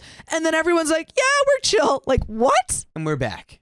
This is like a sitcom where everything that could go wrong goes wrong. And then at the end, they're like, and then we all loved each other again. What? Y'all are crazy. Yeah, that was absolutely wild. My twin kept eating all my food and leaving nothing for me. Well, you snooze, you lose, princess. I am 23 female and he's 23 male. Note that female and male are the only differentiating factors. Ever since I was 18, the start of the pandemic, I've been cooking all my own meals. We are a 6-person household. My mom, brother, aunt, grandmother, grandfather, and me. By the way, this comes from Hamura-chan 2025. And if you want to submit your own stories, go to the r/OKStorytime subreddit. My mom cooks her own meals. I cook my own meals, and my grandmother cooks for herself, and my grandfather and my aunt. We do this because we're all very picky about food preferences, and we like the taste of our own food best. But guess who doesn't have to cook his own meals? Guess who has to cook for him? You freaking got that right. Since age 18, I have had the responsibility of cooking for myself and my brother. That's ridiculous. I accepted this arrangement at first. Not that I had much of a choice, to be honest. So that it would take some burden off my mom, who would have to cook for him and herself otherwise. Ever since then, I've been cooking for him pretty much every day whenever he's home. I'm going to university from home while he's living in a dorm at his university in a different state. Whenever he comes home for breaks, I always have to cook for him. Here are the various problems. 1, I am a vegetarian and he is not. I have been expected to cook him chicken from the start 3 nights a week on average. It made sense at the time when I was also not vegetarian, but I have been vegetarian since age 20. And in fact, I'm considering going vegan soon. I loathe the touch and smell of meat, but I am still expected to cook chicken for him because that's what he likes. 2, whenever I make food for him, I generally go out of my way to make something that he likes. To make things simpler, I usually make the same vegetable and carb and then make him chicken and me tofu. Not every day, but this is my standard formula. So for example, if my brother asks for lemon chicken with potatoes and broccoli, if I'm in the mood for an Asian stir fry or butter paneer that night, then I'm out of luck. It always has to be about him. 3, I have a formula where I make 4 servings of food each night. This means that we get 1 serving each for dinner and then 1 serving each for lunch the next day. That way, I only have to cook once per day. Breakfast is managed on our own, usually something quick like oats or cereal. Keep in mind that he knows full well this is my formula. If this is ever deviated from, then I have to cook something the next day for lunch, and again for dinner, and day after, that's lunch. Now, in all fairness, I should also add that my brother is generally appreciative of what I cook. Not always, sometimes he has complained about what I make. I remember one time I made him cornbread as a treat, something I know he likes very much. But since I didn't tell him I was making that, he griped at me. I also got scolded by my mom later. Ooh. Normally, however, he generally thanks me for what I make. Even so, I'm not sure he understands how much energy it takes to cook every night. Not just for myself, but for him as well. So anyways, last night I made pasta for myself. My mom told me not to make it because he might not want it. But I was in the mood for pasta. For once, I decided to do something for me. So I made a pasta, cheese, and vegetable bake. The whole thing took about 40 minutes to make, and my mom was wrong. He was very appreciative of what I made and loved it. I also loved it and was looking forward to having some at lunch today. But today, when I went to eat lunch, I discovered there was no pasta left. I was completely confused because I had made exactly enough for 4 servings, 2 for him, 2 for me. So clearly he ate 2 servings all on his own and left me with nothing. My grandmother felt sorry for me and gave me some of her leftover food. As nice as that was, I still felt upset. I had really been looking forward to the pasta, but it was all gone. I didn't say anything, but it probably showed on my face that I was upset. My grandfather told me that I was being dramatic and making a big deal out of it. I didn't say anything after that. I just ate my food and then disappeared to my room where I have remained since. So what do you think? Am I the a-hole for getting upset when my brother ate the food I made for myself? Side note, do you think this will destroy my relationship with my brother? I am thinking of limiting my contact with the rest of my family once I graduate and have financial independence. But I do still want a relationship with my brother, and it would be sad if I don't have it. What do you think? And there are some comments. There's a very easy fix to this. You just stop cooking for him. Yep, easy fix. And also, if you have a good relationship with your brother, or at least any sort of relationship, go to him and say, hey, you're an adult now. I'm not going to cook for you anymore. I'll help you learn. Yeah. I'll Let's get a teach couple ya. recipes Sure. up and running here. Let's get some easy recipes. We're going to teach you how to make freaking chicken Bacon and some eggs, pasta. baby. And Get you're you that gonna, brekkie. You're going to learn so quick. But I want to have a good relationship with you, and I can't if I'm making you food all the time. Comment 1. What I read is my misogynistic family are making me the personal caterer and chef of my brother. Of the same age, no disabilities mentioned, just because he's a man and I, as a woman, am expected to serve him. And basically, your family is coddling him and setting him up to be a useless human for the rest of his life. Cook for yourself, and if you have the budget, start getting groceries for yourself. That way, mom can't tell you use our groceries, so you cook for your brother. What exactly is your mom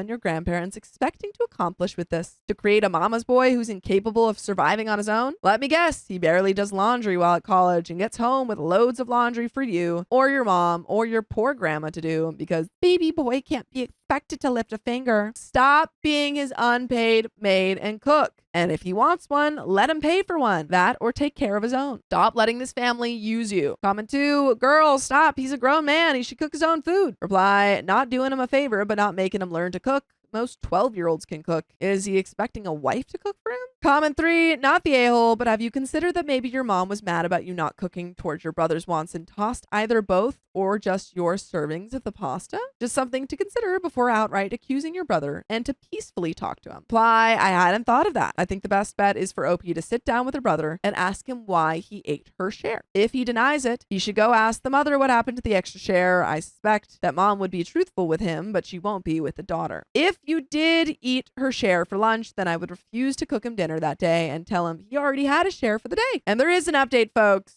Thank you all for the well wishes. I spoke to my brother and straight out asked him if he ate it. He admitted it and apologized. Apparently, he didn't realize it was mine. Wait, that's kind of endearing. He's like, yeah, I ate it because it was really good. His meal was really tasty. I liked it. And I thought I No. could have it. This is a perfect Don't give him segue. that. Don't give him the satisfaction. He's a baby. perfect I'm being a segue. baby. He's a baby, right? He's a I baby. thought I could have it because it Yeah. tasted really good. And Mhm. I didn't know that it was yours. I didn't realize that. I'm sorry. And then you pivot. You go, hey, bud, you want to learn how to make that all by yourself? No, you do it for me. You do it for me. He says, no, it tastes better when my sissy makes it. I like it when you make it. You make it with love. You're like, She's no, I "I'm gonna actually make it with don't. hate." Apparently, he didn't realize it was mine, even though he had chicken left over from another night and knows I cannot eat chicken. So why didn't he eat his chicken and give me the pasta? But after he apologized, he started acting like the victim and complained that you were yelling at me. My mom then stepped in and then she agreed to cook his meals and let me cook my own. Unfortunately, the story does get worse. My mom doesn't just insist I cook. She and my grandfather also shame me for the food choices I make. When I made pasta, my grandfather said, "You're not eating healthy." Note that he never said that to my brother. I just go, no, Grandpa. No, When are we going to Grandpa. put you in that home? Oh, Grandpa. One day, the two of them shame me for putting dates in my breakfast smoothie because apparently they're too high in sugar. Dates are so good for you, even though it was only made of fruits, vegetable, oat milk, and cooked oats. Not a drop of added sugar. But no one said anything when my brother ate a big stack of chocolate chip pancakes. Oh, OP. Silly OP. That's because you're a woman. This is a standard classic American breakfast of champions. And no, he did not make those pancakes himself. My mother made them for him. I Gross. constantly get comments about what I eat to the point where I don't even want to eat anymore. No. Can't do that. No. You can't do that. No, OP. Genuinely, if that is that last sentence, out of there. Please stay here and listen to more full episodes with stories just like this. Just go to Spotify, Apple Podcasts, or iHeartRadio and search up OK Storytime. Literally, like, full degenerate is where I would be going with my, like, Grandpa's like, you shouldn't eat that. I'd be like, you should go back to the century you were born in, Grandpa. And then Mom would be like, oh, I can't believe you'd say that. I'd be like, I can't believe you are still yapping at me. Get away from me. Go cook more meals for my brother. Also, another point, I don't have the finances to buy my own groceries. Both my brother and I live entirely off our family's money. Neither of us have jobs yet. I'm going to get a job this upcoming semester, my last semester, but I won't be financially independent until I save enough. OP, I would recommend trying to get a job right now. Yeah. Like, if you have any free time at all, try and get a job right now. Like, it's gonna be tough. It's gonna suck because you're gonna have to, you're gonna have a lot less free time if you have any. Hopefully you do. But start saving up money immediately because the longer that you're under your parents' roof, worse it's gonna be. I graduate in January and hopefully we'll go to graduate school the August after because my brother and I are dependent on my mother. We both have to deal with her controlling behavior. It's not a situation I'm gonna get out of for a long, long time. Yeah, I think Forever is a long, long time. I really hope that is not true and that you do get out of it soon. You're probably capable of more than you expect. Yeah. I mean, you're already cooking 2 meals. Just like, it seems like the most that, which I don't want to discredit how sucky it is, but it feels like the most that your mom's going to give you is just complaining rather than like, I'm going to kick you out of the house if you don't do this. So if you can, stop making your brother meals. It's going to cut down the amount of time that you're spending on this. Try and get that extra job, even if it's just like a part-time job, anything that brings in money, and like start saving up, at least, buy your own groceries, something like that. My boyfriend's brother passed away and it changed him. That makes sense. I, 34 female, have been with my boyfriend, 37 male, for over 5 years now. The first year was long distance, and then he moved in with me. Later on, he told me that he only moved in because we were fighting too much while apart, and he was tired of it. He said I sort of made him move in. That's partly true. I was extremely needy and manipulative at the beginning, and he was very avoidant. I didn't realize that at the time, and the long distance made everything worse. By the way, this comes from Imaginary Ad 1598, and if you want to submit your own stories, go to the r/OKStorytime subreddit. So, we've been living together ever since. We've lived 2.5 years at my place and then 1.5 at his. During all this time, he never told his family about me. When I asked, he either lied and said he had, or got defensive and said he wasn't ready, that he needed to be sure of me first. He would give me this feeling that I'm not enough. He's an avoidant type, so he prefers to lie rather than argue or explain things. Why are we with him? Why did we be with him? Why? Yeah, I have no Lying? idea. No. Like a liar. No. I have an anxious attachment style, so all of this triggered my insecurities deeply. 5 months ago, his brother passed away. It was sudden and tragic. He asked me to go back to our home country with him because he just couldn't do it alone. It was all a horrible and tragic experience that I will never forget. When we got there, I realized his parents didn't even know I existed. That was incredibly painful. I stayed silent out of respect for the situation and didn't want to confront him. I was also grieving the loss deeply and fell into a depression that lasted about 3 months. Now that 5 months have passed, I keep thinking about the lies. The way I felt insufficient in this relationship for 5 years. I keep wondering if the problem was always me, like he made me feel, or if it's actually him. I know I'm not perfect. I get angry and loud when I feel ignored, and that only makes him withdraw further. But I've realized he avoids serious conversations, not just with me, but with everyone, including his own family. I've been unhappy with the relationship for a long time because of the lack of communication. His brother's death has magnified everything. But I still can't talk about anything with him because he's grieving and extremely fragile. I don't know how long that will last, and I don't know how long I can last. Other than the emotional distance and lack of communication, he's always been kind and loyal. But I'm not sure if that's enough. During this grief phase, I once told him that I was in pain too and that I'd like to talk about it whenever he wanted to. That led to a huge fight. He said I always make everything about myself, even during his grief. He said he didn't want to get stuck in my nonsense anymore. He said, that's what I've done so far while my brother was in pain. I'm ashamed to argue over nonsense with you anymore. Wow. Please, just for once, try not to make everything about yourself. I literally, if someone said that to me, I'd be like, I don't know if I can, I don't think I can do this anymore. My whole thing, too, is like, it sounds like this whole relationship just started because you, like, manipulated each other out of long distance and you've just been together ever since. It doesn't sound great. The next day, he vaguely said sorry and that he couldn't deal with anything like that at the moment and that he needed time to grieve. I understood and backed off. But even before this tragedy, he always saw my concerns as nonsense coming from my insecurities. I do think he can change. He has changed slowly over the years, but now everything feels ruined and I don't know how long this will go on. For the past 5 months, he has been so emotionally disconnected that I don't feel like I'm in a relationship anymore. It's not like he didn't include me at all. Before his brother's death, he talked to his coworkers about me.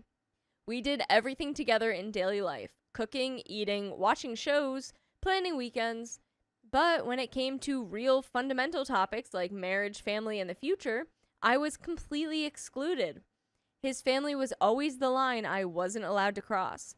He never talked about marrying me or starting a family of our own. Instead, he focused on his brothers having families and kids and got emotional fulfillment from their happiness, not ours. We live outside our home country. His family is back home. And in anything involving them, I am shut out. But he's also somewhat avoidant with them too. His mother told me she kept asking him who he was dating and he would just brush her off. He even bought his first apartment, a huge milestone, and didn't tell his parents. I don't think he tells his parents anything, actually. Yeah. Maybe that's That's what it kind of sounds like, a little bit. He wants everything to be perfect before saying anything. He won't even tell them he bought the flat until it's fully renovated and furnished, no matter how long it takes. He's a perfectionist. That's why he delays everything. I've told him in many ways that I want to have kids, and I'm 34 now, but he keeps delaying. Girl, if you want something and he doesn't, or he's pushing it, and you're like, well, this is the timeline that I have, leave him. Leave him. After his brother passed, he started blaming himself for being that way. He had a plan to bring his brother to visit our country for a long holiday once the house was ready, because his brother was depressed, but sadly passed before he could finish the apartment. Now he says he thought he had time forever, and he blames himself. I don't want to sound like awful, but like, this should be a wake-up call. Right, and if he's having these thoughts and he's still not like locking in to marry you, then it seems like you're really not in those plans. Nope. It feels like a textbook anxious avoidant relationship. I always chase and he always runs. I've been working on myself for a while now. I started therapy 3 years into the relationship after one time that I gathered all my courage and asked him if he had told his family about me and that I am 32 at the time. Crazy. And want to get married and have kids. He said he didn't have that internal feeling yet. I was devastated and asked him what we were even doing together if he still felt that way after 3 years. He said he didn't know. We fought and I left his apartment. We didn't talk for 2 weeks. What? Yeah. That's like breakup. Yeah, you guys broke up. You guys for 2 broke up weeks. for 2 weeks. You didn't talk for 2 weeks? That's insane. That's crazy.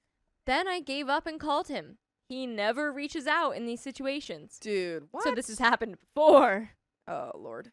Jeez. We talked and I went back. Because during those 2 weeks, I had learned about attachment theory and realized I needed to work on my anxiety and neediness. In this relationship? Maybe in a Girl, she's like, I'm just too attached and needy. I shouldn't expect him to tell his family about me until he's ready. I've improved a lot, but our relationship hasn't made much progress because he's still very avoidant and passive aggressive. Now that he's lost one of his brothers, they were 3 sons, all of his avoidant traits and emotional distance have gotten worse. His family is his top priority, and I am the last. I understand it's normal to prioritize family during grief, but I feel like I don't even exist anymore. I started a new job in another city just 10 days before his brother passed. It's 5 hours away, and I've been completely alone since then. I visited him every weekend. He would just go to his room, close the door, and cry. Even during work hours, he works from home, he just cries all day. By the way, I know what you can do all day. It's go look up full episodes with stories just like this on Spotify, Apple Podcasts, or your favorite podcast app and search OK Storytime. Yeah. We have more though, but I will. Okay. If yeah, the relationship had been really good Yeah. and your boyfriend lost his brother and then started acting like this, I'd be like, you know what? Give him some space. Give Right. him some time. That's a really awful thing to go through. Losing any family member. Horrible. Anyone close to you. Yeah. It's, I mean, literally unimaginable.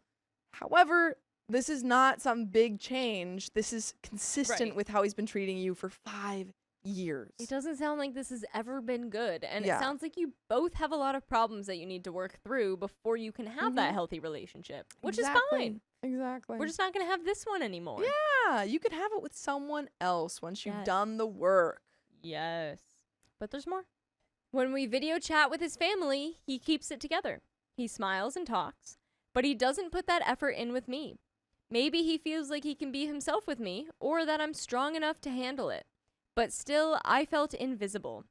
My birthday was a month ago. He forgot. I didn't say anything because I was too depressed to celebrate. I spent the day alone. 2 weeks later, it was his sister-in-law's birthday, wife of the living brother. His brother had planned a surprise trip for her, and they followed through with it. My boyfriend knew about it, and they called me on a group video call to celebrate. I was devastated. He didn't call me on my birthday at all, but participated in all of that. I cried but said nothing. You need to say things. We need to say things. Yeah. He realized I was upset but didn't ask. After the call, nothing happened. No follow-up, no message, no explanation. We've been in no contact ever since for 20 days. I called him yesterday. He didn't pick up. Then he blocked me everywhere. Yeah, you're broken up. Yeah, you've been broken The up. worst way possible, but you're broken up. I love him and I want to continue supporting him, but I'm feeling more and more invisible. How do I navigate this without making things worse for either of us? And we have some comments. Comment 1. You're putting his needs above yours and continue to do so as evident in your last paragraph. He's been putting himself first from the day you met, and for the last 5 years, you haven't been included or even given a peek into the other half of his life, his family.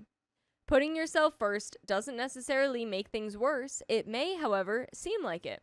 From what I'm reading, there isn't a healthy relationship. He's always kept you at bay. You lost yourself a long time ago trying to keep a relationship together that maybe isn't even a relationship. Save yourself. And OP responds, yes, I do put others first. This is one of the things I've learned about myself in my therapy. The only thing that made me come along so far was the hope I had for the right time to come. Like I said, he is a perfectionist, and I was always hoping that he had certain milestones in his mind that only after reaching them all, it will be my turn. Like I am also a milestone in his mind, but he wants to first secure his job, buy a house, renovate, invite family over, and then he will introduce me to his parents and so on. Ugh. Comment 2 says, you're wasting your time. Even before his brother passed, you were wasting your time. Yep. Move on and find someone who wants a future with you. Yep. That's the end. That's it. That's all. Yeah. Yeah. I fully agree with those comments. Indeed. Right Indeed. on the nose. Mm-hmm. Get out of there, OP.